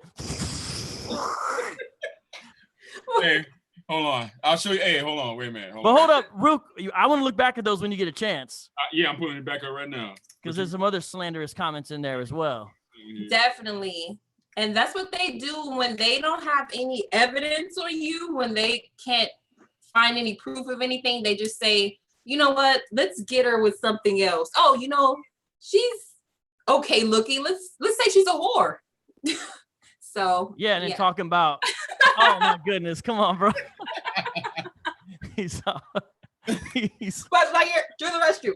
He's all, it's not working. It's like in Toy Story. Like, you're just a toy. Yeah. You are a toy. Hey, Yah What's Up? When it doesn't work, Yah What's Up? He turns to Nathaniel like, you've got a friend in me. Right. You got... Right. Oh my They're goodness. like dapping and stuff to it. Woo! Man, this dude. Buzz Lightyear. Oh my goodness. What are you doing now, man? Hey, no, that's where they got the preset packet. That's the portable preset packet right there. He's all like, Isaiah 14:22. He's all reading from his arm. And the Lord said. Got that You know what I quarterback wristband, man. God. Pull it out them, please. If we were having this much fun and it wasn't based upon evidence, it'd be one thing. But everything we're saying is based upon their doctrinal beliefs. And right now, we switch from talking about how they promote slavery of other people in the kingdom of heaven. Now we're talking about how they slander ex-members. Now look at this. Now, we don't know if these commenters are IUIC. We're not going there. All we know is this is the way you get Hebrews like comments online. Look at the next one underneath there. She prefers Gina Blue Waffle. Now, I didn't know what that was, but I looked it up. And I found what it was, and it's gross. Exactly. And it's funny. Out of all the things they could do, it's very ironic and interesting. They picked a fake STD. Blue waffle's not a real STD. It's been rebuffed on Snopes. It's a fake one. Out of all the things, it's ironic they picked a fake news STD. How telling is that? But come on. Like, wow, like you guys, you look horrible. You're setting a terrible example. You're not following Christ. And I know that this is IUIC's lingo because I heard them talk about somebody in the camp before who had counsels with someone and they told them that they had an STD. That person was not me. I never told you guys that. So I don't know where you guys got that from. Like I said, prove it. Where's your evidence, or is it just slander? And by the way, you know, it's interesting. Diabolos. Now, I know you guys love Strong's numbers. You can't find the Greek word without the Strong's number, so I'll go ahead and give it to you. 1228. You know what? You know what's interesting about that? Diabolos is that Greek word for devil, translated as devil in English. Guess what it means, IUIC? Slanderous, accusing falsely. Wow. That's them. New name, IUID. Guess what the D stands for, y'all? All right, so check this out. What else how do they slander people? Like, I forget all the stuff that's been said about you because it's like a long list. I mean, that's why we got up that in the way in the beginning of the interview. They said, we're not worried about the Jesus she's talking about judging us because we know she believes in that blonde hair, blue-eyed Jesus now. Remember that? Yeah. Wow. And I asked you in the beginning, do you believe in a blonde hair, blue-eyed Jesus? No. I know that that's an idol. I know that, you know, that's not the true image of Christ. So I don't believe in that. I don't know why they're spreading these lies. They just hate white people. You know what I mean? That's just what it is. It has nothing to do with Bible scriptures. They just don't like white people. And then, which, hey, look, that's not good, but if you want to do that, that's cool. Just don't act like the Bible supports your racism, you know? Exactly. That's all we're asking, you know? So then they also said, I coerced you into lying about them bashing other camps. And the reason why I was able to coerce you is because you're in love. Now, Gina Blue, I got to ask you a question. Why did you go ahead and tell y'all what's up? You were in love with me without telling me first. I don't get that. I thought you were out of the group. You're going to tell him, and I have to hear it through him. How do you think that makes me feel? Right. Wow. Yeah, what's up? I would think, wow, you are too old for this. Like, seriously. Like, why are you making up rumors and lies? Like, I'm in love with Vocab. That's why he coerced me into admitting that you guys actually talk and bash camps like GMS and ISUPK. You guys are sad. And that's where we're going. We're about to go there next real quick. But hey, I always feel tentative when I say his name. Brother Jay, what is the proper way to pronounce his name? Yawasop. So it's more like Yawasop? Yo, what's up? Like sop, like. Okay. So I said it wrong. So Yawasop. Yawasop, is that correct? I'm trying to say it properly. I'm just saying. Yawasop. Okay. It's like kind of like yo, what's up, but kind of toned down like, yeah, what's up? Yeah, Yawasop. Yeah, what's up? Okay. So now he said, I coerced you to say that because that's not true. But now what we're going to show is that's more slander, lying about both of us, really. We're going to show how they didn't just bash GMS. They have bashed specifically who you mentioned, ISUPK. Now, I didn't dig through every creator archive. So I went to the thing I already knew. Where now here's what I think is going to happen, because we're going to play a clip. Jay, could you get the clip? Not the clip from the song, the other clip that says like videos or money or something like that. He's going to say like, if you guys can find videos of us bashing ISPK, we'll pay you money or whatever. Now I think what's going to happen, he's probably going to say, oh, it has to be a clip of me playing it in the classroom for it to count. But It don't matter, because I'm not even trying to get the money. I mean, Asaf was talking about, you know, the haircut situation. He could keep it. It's cool. But we do have clips of IUIC bashing ISUPK. And now what they'll say is, oh, that's the devil's work. Vocab's trying to, you see what he's trying to do? Nah, no. What we're showing is that you guys don't have unity and you guys have a great hatred for each other as well, because he's going to attack GMS and say GMS are liars. I mean, like, right. I mean, so we're just saying that she wasn't slandering that IUIC will attack ISUPK. It's just how it is. So let's play. Jay, can you play the clip where this clip. So this, when it shows the audience reaction, and I love this guy right here. He nods to everything that's said. Check it out. Go ahead. Right. Wow. Yeah. He's got a big mouth online. All right, here we go. $100 for any video you can find where we're bashing the ISUPK, and $500 for every other video you find after, where we're pulling up videos and showing it to the congregation and speaking negative about the ISUPK. Because I showed you why we bring up GMS, because they liars. Amen. Yeah, I agree there. And wow. So what we're gonna show is that it is a fact that they do. So we don't have every instance, and I mentioned to you and I said in private, because they don't do every teaching in public, right? You know, and sometimes exactly. like what? And we weren't really talking about ASAP specifically. I don't know why he inserted himself like we were talking about what ASAP did on Friday Night Raw. Right. I don't get that, but that wasn't the case either. So let us can you play the clip? And we're gonna pause it, and then Brother Jay, all three of us, let's comment on this song as it goes along. We're gonna comment. So this is the second verse, I think, from Purple Rain, which is IUIC's song, specifically, especially mainly going after ISUPK. And we're gonna show it. And Brother Jay, make sure when you pause it one time, you've got to pause it on the headband. When it appears, pause it. I want a still shot of that in the screen, please. All right, everyone check out this song, Purple Rain by IUIC. Rain on me, exponential growth, that's why you hating on me. This is IUIC, acting like you don't see. Boy, we know you frontin', please. See us on the corner, so like you, we be like, read. Coming out the scriptures, yeah, you know just how we teach. Teach class online 7 days of the week. Being earned everything that you wish you could be. Yeah, Shabbat, whole campus surfing. Joint the original school, you just refurbished first. Yo. Hey, Gina, break it down. What's happening right there? Whoa, I see a leather do-rag that says refurb on it. The only camp that I know that has do-rags, and I know this because IUIC showed them in the Sabbath class, is ISUPK. So what is this IUIC? Please explain this. What does this mean? And it said, what's it say? Your whole camp's something like a circus or something. You're not the original camp. You're just a refurbished version. Exactly. One West. Yep. Because that's a diss on IUICP's claim to kind of be like, you know, the original school and all that. Like, we're the original school. Yeah. You're not exactly. the...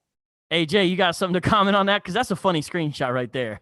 Yeah, I mean, yeah, I got a whole story. But I was actually supposed to have been on this song. When they did this song, I was still with them when they started to work on it. Yeah. I wasn't a part of it. But yeah, man, this whole song was a gloat of IUIC and what they've accomplished or what they've done versus the other schools. You know, they go on and talk about GMS, they talk about their, you know, potato sack clothing type things. Yep. Wives that go in, you know, and make some better clothes, basically. They talk about all these type of things. They're basically hitting on all these schools within the song. And just to be technical, since this had to have been played in class, this video has definitely been played in class. So, exactly. So, you know, just maybe even Asaph has played it in one of his Friday Night Raws. This is their anthem, guys. This is literally, they are so proud of this song.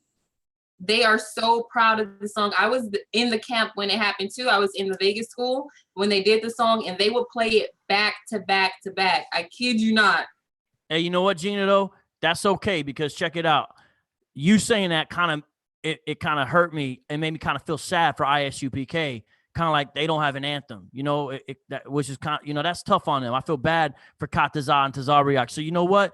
Me and Brother Jay is going to give them their anthem. We're going to give it ISU. It's going to be called Party in the UPK. So we'll take care of that. Just so y'all don't feel left out no more, you know? All right, Brother Jay, can you play some more of the song? What'd you say? GMS got theirs, the Tahar remix. Yeah. It's going down the line, man. Can you play some more of the song, though? All right, cool. Because there's some other great lines in this song. Open your mouth, but won't speak with no verses. We got Bibles while y'all yapping, man. Y'all captain is worthless. I know, but the truth is the truth. Run your damn mouth and got Deek in the booth. Having fun with your slander, because our fruit is our proof. Yeah, we worldwide with it, never mention you fools. Move. That's right. Working man coming through. We got jobs. We ain't living off our women, Hebrew. That's right. Work a man coming through. We ain't living off our women. Wow. Subliminal messages. Subs. So who's that supposed to be? ISUPK and GMS, I believe. They never say the names. They love to do subliminal messages. That's like their favorite. And they also said your captain is worthless. GMS doesn't have captains. This is, you know what I'm saying?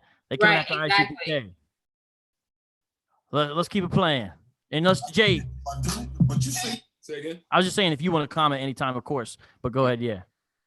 But you say you a G, come out of here with that debate and you negating the truth now.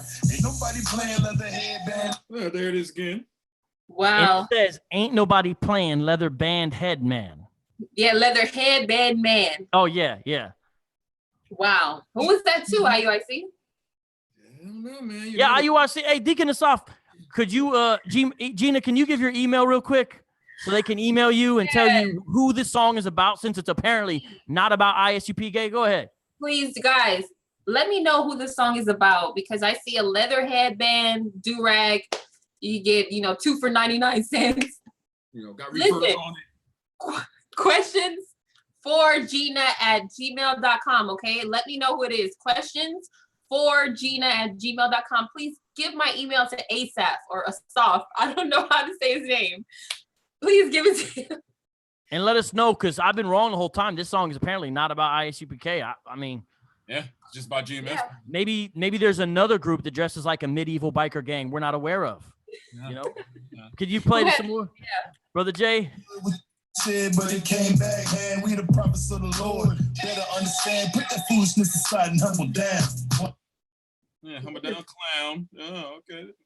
Mm-hmm. Thou shalt not hate thy brother in that heart. Exactly. They're dissing other Israelite camps in this song, guys, but we're supposed to be united, right? Wrong. That's not what IUIC teaches. Speaking of united, man, for those of you that saw my live stream on Facebook that I did yesterday, the Captain Hoshea, he was in one of those clips in the background. He has a verse in the song, but he did a class recently. All right, and he actually went into the reason why the camps are not united.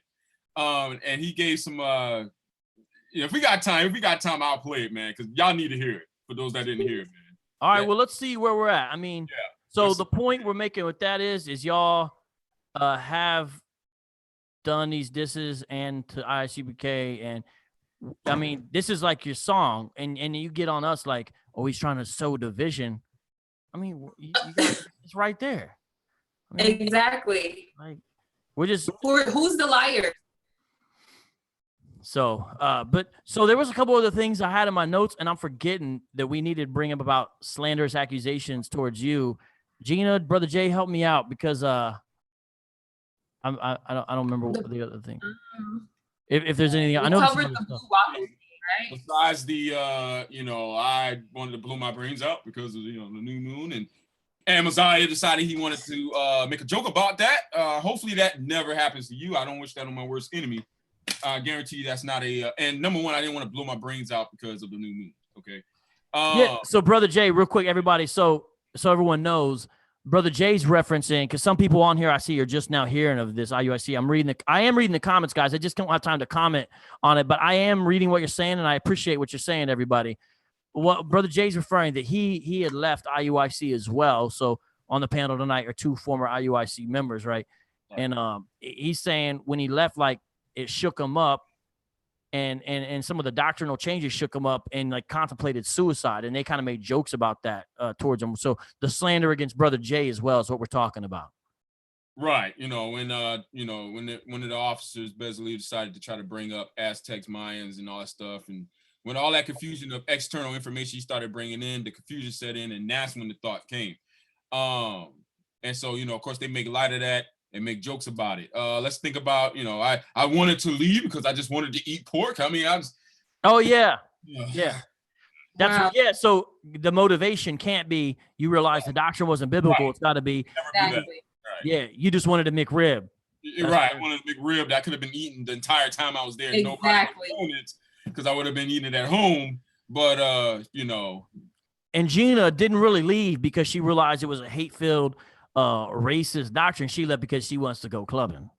Yeah, I want to go clubbing according to IUIC. I want to be a hoe again. Woo! Yeah, I've seen some people call you Wow. a thought in the comment sections. I've seen it. I've seen all Yeah, that. I'm a thought, all type of stuff. You guys, that don't offend me because I know it's not true, but if you're going to say something like that, prove it. Do you have text messages? I'm showing Facebook messages. I'm showing text messages. I have my proof. Show yours. Prove that I'm a whore. Please, please. And you know what else? They do this because sometimes it works. I was debating if I'm gonna say this. I think it's okay to say this. Check this out. One of the first well-known dudes that we were able to speak with that came out of IUIC was an ex-camp officer out of Virginia, Marcus Webb. And I spent some time with the man face to face. We did some conferences together. Also a lot of phone calls, all that. We interviewed him. And you know, the tactics they use of slander against him, his family, including his mother. They referred to his mother as a whore and a slut, his mom. It had an effect on Marcus, because at the conference, I remember distinctly to this day, while we were at the conference and Marcus was sharing, and he did an amazing job. I mean, he said some very interesting things. The conference took place in a church that was like a diverse church, pretty much half black, half white as far as the attendees. And at the end, they were just really showing him a lot of love. They really appreciated Marcus. He was getting hugs left and right. And he turned to me, he's like, that is the first time I've hugged a white man in 15 years. It bugged me out. Like, you know, it was like it shook him up. Like the experience of the love was like, but at one point when IUIC was making a response while we were in the conference, I brought the computer out and said, hey, Marcus, look at this. And to me, it's funny when they do that kind of stuff. I always think it's hilarious. It's like comical. What will they say next type of thing? Right. And I've hit play and I'm like laughing while I'm playing it. And Marcus is like, I saw his eyes drop, his face go down. And I was like, hey, because there was a bunch of us around. And I was like, hey, you know what? Let's watch this later. I hit stop because I saw the effect it had on him, and it made me feel awful. I realized everyone doesn't have the same disposition, and that's why they do that, because some people, that's gonna crush them. Right. Mm-hmm. They use what's close to you, like, you know, Marcus and his mom. They use that and they turn it against you. So it's really messed up. They don't know the negative effect they have on people. And it can cause depressing thoughts. I had depressing thoughts while I was in the camp at the Vegas school. I'm like, seriously, I cannot do this every day. You know, put on this uniform and I can't do it every day. You know what I mean? I can't hate people. I can't hate people because of their skin color or race. So that's what they do. They love to break people down. One time we got to do some teachings coming out where we kind of expose the psychological warfare that, you know, they engage in, which again, that's why we say it's cultic, because that's what cults do. And I don't know if you guys saw, they redefined cult. They put it as something like ceasing ungodliness, learning the truth. IUIC is like, yeah, we're a cult. We cease ungodliness and learn the truth. I was like, how you going to redefine cult with a weird acronym like that? That ain't going to catch on. But anyways, I mean, it's tactics like this. Oh, yeah. Last thing, at least that I can remember, and then you guys can share whatever. Gina, they were saying if she would have let us know, we could have dealt with this. But tell us about the complaint process of IUIC. Oh my gosh, you guys. I did let Asaph know. I will show those emails. Okay. I never did the complaint process thing. And so this is a complaint process. You go online and you try to file a complaint, right? You think you're going to file a complaint. No, you're not. You need to actually get a password from your leader to even file a complaint. So say you had an issue with your leader. For me, it was Gabar. So say I had an issue with Gabar. I would have to awkwardly, you know, kind of talk to him and ask him for the password to complain about him. You know what I mean? So it's a very intimidating atmosphere. It makes you not even want to say anything. But anyway, I skipped that complaint process because I knew it was bogus. I knew nothing was going to get resolved. Okay. So I said, okay, I'm going to email Asaph directly. Asaph something at hotmail.com, whatever. So I did that, and twice. I emailed him twice for specific things that happened at the Las Vegas school. Both times my issue was not resolved. He in fact gave me a scripture and basically told me, like, keep your head up. You know what I mean? Keep your head up. Don't worry about them. Keep the commandments. And so no issues were never resolved, Asaph. So why don't you show the people the messages that I emailed you, instead of saying that, oh, if she would have came to us, I came to you. I went to Gabar, I went to his son, I went to you. Nothing was resolved. Nothing ever gets resolved, Asaph. Brother Jay, any comment on any of that, you know, as far as what Gina was saying there? Yeah, I mean, even myself, the whole complaint thing was bogus. Any problem that I had, you know, obviously me doing music and stuff like that, the bishops, for whatever intended purposes, gave me both their personal numbers. And so there was a lot of times, and I got actually in trouble for it, for surpassing the leadership at Atlanta to then calling the bishop about the issue that was going on in Atlanta. Now, I tried to handle with them at first, but it kept getting worse. So eventually, once I've tried to come to you and something get handled, I ain't one of them guys that's just gonna keep coming back to you. If you're the one that's confusing me, I ain't coming to ask you no questions. So I had these 2 numbers that I was told if I had anything to call them, and I made use of that. So and the leadership, like Deacon Malachi in Atlanta, and got mad, going off on me, telling me don't call a bishop no more, telling me I'm surpassing a rank or whatever. I'm supposed to go up the chain. I'm like, well, the ones who made the chain told me to call them if I have any issues. So, screw what you saying. The bishop said I can call them. So that's what I did, man. I didn't let them guys dictate how I was supposed to be doing things. Obviously, I believe the Apocrypha was scripture at the time. So when it said hide your counsel from certain people, that's what I did. I don't care if they try to make a rule, they try to force you into doing it. They made a rule where before, if you had a complaint or wanted to talk about someone had some life issue, you could go to your officer of 10, the one that's over you. But they started to implement a rule, and the bishop had to actually call and shut it down when I told him about it. They actually had made a rule there at Atlanta that if you had any problem, whether it was, a spiritual problem, dealing with something, or anything, you had to counsel with Malachi, Shem, or Amaziah. And all 3 of them I had a problem with. So I wasn't coming there. I don't care if they made that rule. So even though they made that rule, I still went to the bishop. The bishop found about it. He said he was calling because they can't do that. So and I was fine. I was at peace, even though they was getting mad at me and yelling at me stuff, because I knew, at least from what I thought, was scripture at the time, it said hide your counsel from those that you think envy you, etc. So I don't care what you say, the scripture say I can do it. So I bypass that bogus complaint system all the time. Because just like the sister said, it always leaves a weird environment because a lot of times the leaders are so intrusive and want to know everything. You can't just simply go, hey, can I get the complaint code? And they'd be like, oh, okay, here you go. It won't always be like that. It'd be like, can I get the complaint? Who are you complaining about? Right. If that was the case, I wouldn't ask you for the code. I'll just tell you what the problem is. Obviously, I don't want to tell you. That's why I want the code. So, so stuff like that. So it creates that intimidating factor where a lot of people will just not say anything. They'll just be oppressed or just do whatever they're dealing with, just so they don't have to approach the leadership about that code. I got the complaint code right here. Then they start to, what are they complaining about, and all this kind of stuff. Right, exactly. Yeah, man. So I bypass that all the time. That's bogus, bro. And they always say, like, they try to use this scripture, correction is grievous. Correction is grievous to those who forsake the law or whatever.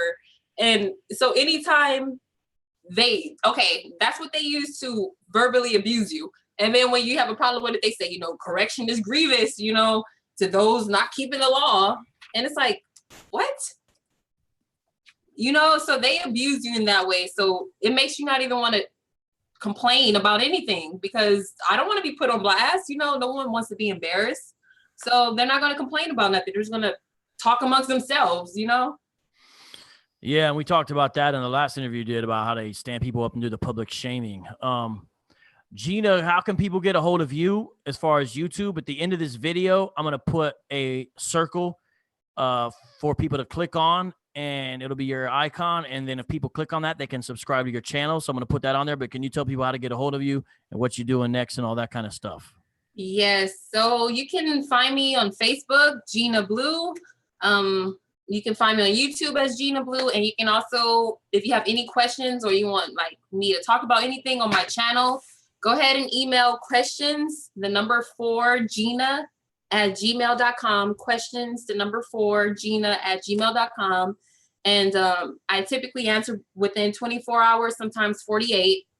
So yeah, you can hit me up on there, guys. Subscribe to my channel, spread the message. We're just trying to make people aware of these destructive cults, and so that they don't have to be involved like we were. Okay, so spread the message, help someone out. Yeah, and this is real. Since you're putting it publicly, Logan Noran, I don't think you would mind, but he's saying that he messaged all 3 of us actually, and he's talking about how his wife had left him for IUIC, and we have heard story after story of people leaving their spouses for IUIC, and it mainly does tend to be IUIC, and I think that's because out of all the camps, they tend to a little bit more attract middle class, stabilized marriage folks. You know what I mean? And then they also tend to push the separation doctrine more. So GOCC attracts middle class folks more than say a GMS, but GOCC would allow you to be married to someone supposedly of another nation. So IUIC has the real bad combination that makes them be one of the main camps that breaks up families.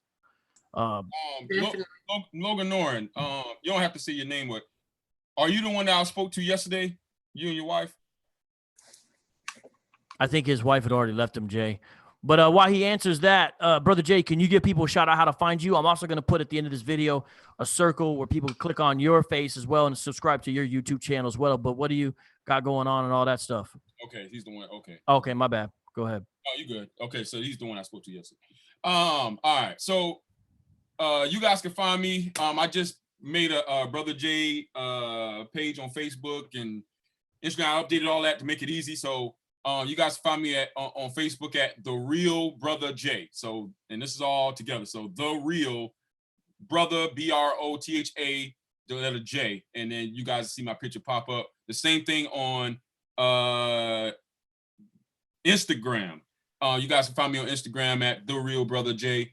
And then also on Facebook, YouTube, sorry, and he's gonna put a circle so you guys can subscribe that way. But if you're not on YouTube or case, you can just type in youtube.com/Brother J, and then that'll take you to my page and you can subscribe there. Or you can send me an email at therealbrotherj@yahoo.com. So I try to make everything pretty much streamlined there. Nice. And everybody, pick up Brother Jay's album. It's still out. It's still new. It's still fresh.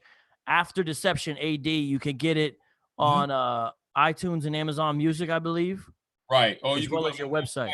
Yeah, jtheproducer.com. So the letter J, THE, producer.com. And as soon as you type that in, that first page will pop up and it's right there. So you'll be able to get it from there as well. And then also, since we talking about it, let me share my screen. And then I'll put that on the video. Oh yeah. Let people know you're about to speak. If you're anywhere in the Texas area, it's especially Houston, maybe even Louisiana, you can swoop over there. Come here, Brother Jay, speak. Jay, you want to share any details about this upcoming event? Yeah, man. So this Tuesday coming, April 10th, at 6 p.m. Central Time, at Texas Southern University on the 3rd floor, known as the Tiger Rooms, the auditorium there. I was invited to do a presentation on, obviously, a night with a former Black Hebrew Israelite. And there I'll basically be talking about a couple of things. My experience in there, what led me into it, what led me out of it. And also I'll be going over some doctrinal things, some key doctrinal things that they somebody who just run into them would hear on the streets. We'll be talking about that. Also, I'll be answering a lot of questions as well. So, and it'll be live streamed for anybody who won't be able to make it there. So, so stay tuned to like my Instagram, my Facebook page, the Brother J Facebook page, because once it goes live, I'll share the link in there. And Nice. So you guys definitely want to check that out. I'm hoping, I put the call out the other day, but I know that IUIC has a Houston camp. I would love to see them brothers out there because I would like to talk to them face to face. And have a discussion with them regarding their doctrine, and hopefully they hear the presentation. So, but if not, then it's free to the public for those that can make it. It's free to the public. You just show up at Texas Southern University, the Student Center on the 3rd floor, known as the Tiger Room Auditorium. That's Tuesday coming, 6 p.m. Central Time. Hey, Brother Jay, how come you look a little bit like the guy in the hair care product for men? The hair care box. He looks a little bit like the dude will be on, he'd be like the dude on the box in Walmart. I'm just kidding, man. Nah. Hey, I saw a couple of y'all were coming over from the stuff from David Wood. Let me let y'all know, next week, pay attention to the channel because David Wood and I are going to be doing some live stream hangouts together. So definitely pay attention to the to the channel next week. And of course, Gina, and Jay, if you guys want to put this up or clips of this, however you want to do it, of course, obviously, feel free. You know what I mean? And got like 5 minutes. I can play that clip that I was talking about. All right, let's do that. Let's end on that. Right. Let's end on that clip. Hey, Gina, you did a great job, and obviously, we all wish you the best. Keep up with the stuff. I think we have fun tonight. Yeah, it was definitely fun. Yeah. So, all right, brothers, since we haven't seen it, I did a live stream the other day. Yesterday, I believe it was, or earlier today, before I went and got a haircut. Yeah, before I went and got a haircut. For those that ain't seen it, I had went live and highlighted this video, and I'm gonna play a couple of minutes of it and do a short commentary on it. But this is the highlight, or put the little whipped cream topping on the cake of how confused IUIC leaders are, how they don't know what they're talking about, how all they're doing is slandering and lying to you, brothers and sisters in there. And this one's should hit a little bit harder to you guys. Anyway, so let me play this. This is Captain Hoshaya in his live stream class. When I downloaded it, I didn't name it the title of the class. I just titled it IUIC Captain Confused. So let me share my screen right quick. But listen to what he says. He's going to talk about Passover. All right. This is what your leaders' thoughts are. All right. Zephaniah 2:1 say gather together. The only thing right now, we ain't gonna see eye to eye. That's prophecy. Go to Isaiah 52:8. When you understand prophecy, you're gonna understand that like all camps ain't coming together right now. So if you're looking for all camps to come together, if you're looking for one doctrine right now, you ain't gonna get it. You in Babylon. Babel means confusion. You in the land of confusion right now. So yes, Satan gonna be all up in your head. Satan gonna keep you confused. Satan gonna give you this doctrine. He gonna give you that doctrine. You're gonna see camps keeping Passover this day. You're gonna see camps keeping Passover that day. But at the end of the day, you wanna know why you're supposed to be glorifying the Most High and happy? Because people keeping the Passover. Now, I wanna take a little second there just to pause to say, for those that have actually read the Bible, all right, there is no revised version of Moses' law. You either have Moses' law or you don't at all. Meaning, the only Passover you're going to read about in the scriptures in terms of a day observance is what's written in the law of Moses, which is the 14th day at even of the first month. That is the only Lord's Passover feast day in terms of a day observance that you will ever find written in the scriptures. There's not another version where you can just kind of keep it however you want, and you're in Babylon and all this kind of stuff. Because number one, day intervals, brothers and sisters, and how you count days has nothing to do with what land you live in. You have Acts 2 as an example, where you had Jews from under every nation make their way back to Jerusalem to keep the Feast of Pentecost. They count it right. So his whole reasoning of, you won't see these camps come together. They won't see eye to eye. There's going to be a doctrine over here, doctrine over there, doctrine over here. One camp keeping Passover over here. One camp keeping Passover over there. But you should just be happy because they're keeping it. Newsflash, according to the law, if it's not the 14th day evening, first month, I don't care what you do. I don't care what motions you go through. I don't care if you killed 20 lambs. That is not the Lord's Passover. That is your own version of Passover. And you know what the law says? If you didn't keep it the 14th day of the evening first month, you were cut off. You were cut off. Now listen to what he says concerning, and this is going to actually backfire on all these little doctrine videos that they make trying to poke at the other camps. I don't give a damn when they keep it. We know and understand that we ain't in our land. But guess what? Hey, I'm glad that they keep it Passover. I'm glad they celebrate Easter. Your leader says he don't give a beep when they keep the Passover. At least, they ain't keeping Easter. All right, newsflash. Once again, if it's not the 14th day of the even first month, you might as well have kept Easter. You know why? Because both y'all days is in vain.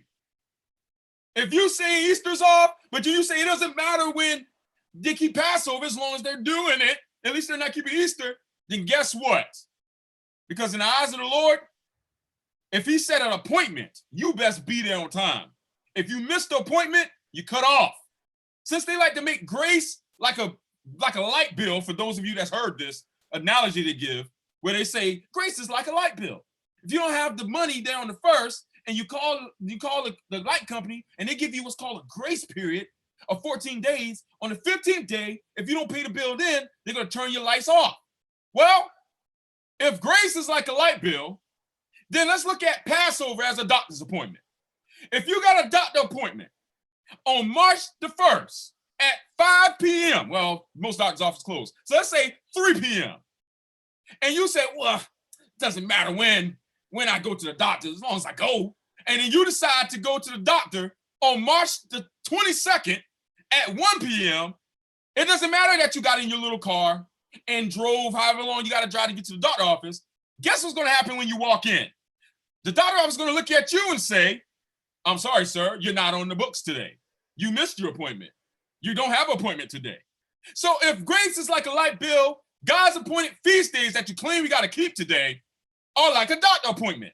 And if you miss it, you didn't keep it. I don't care if you showed up. I don't care if you killed a lamb. I don't care if y'all rented out the biggest hotel you can and filled it with 3,000 so-called Israelites. It is not the Lord's Passover. But this guy says it doesn't matter when they keep it, as long as they keep it. Does this sound like a man who out in the street yelling at everybody about, you got to come back to the laws? Well, the law says 14th day of the even first month. So what is he teaching?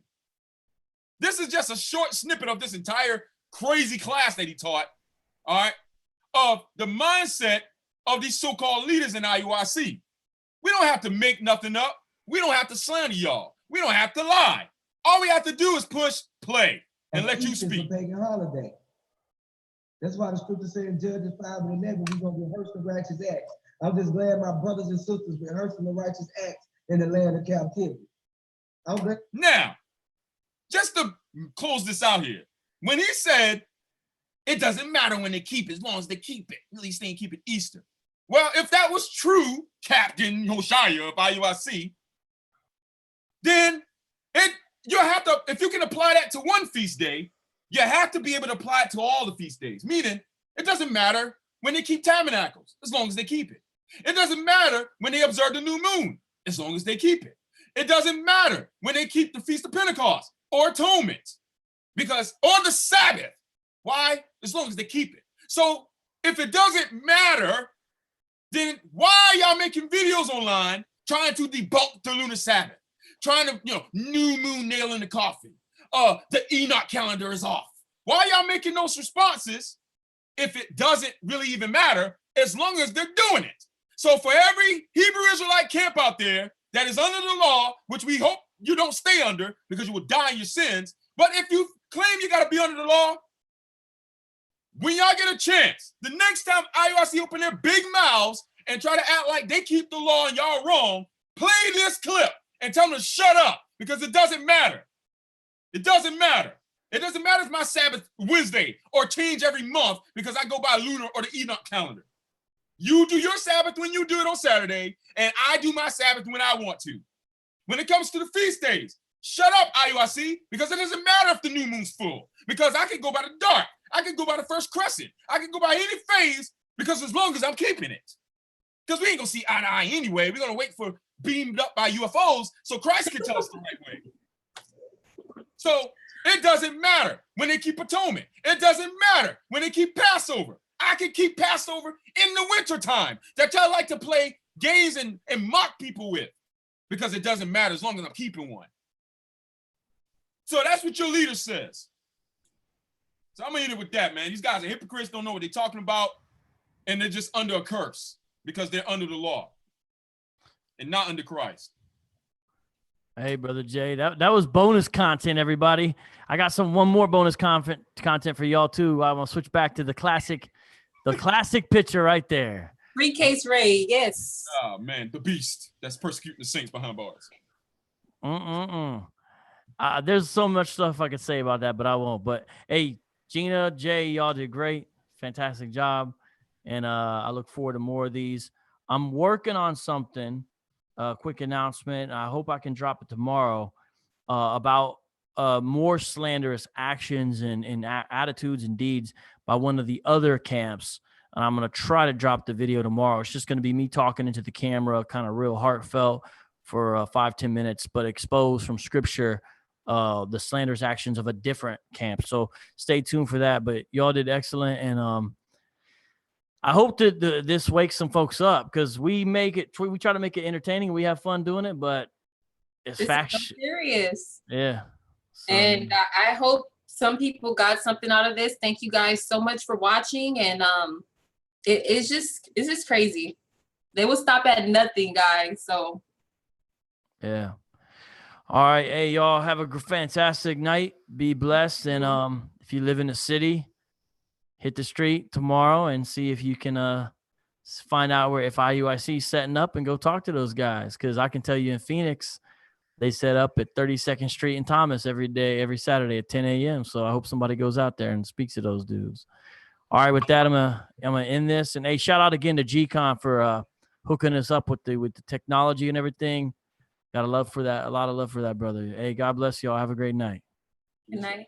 Peace out.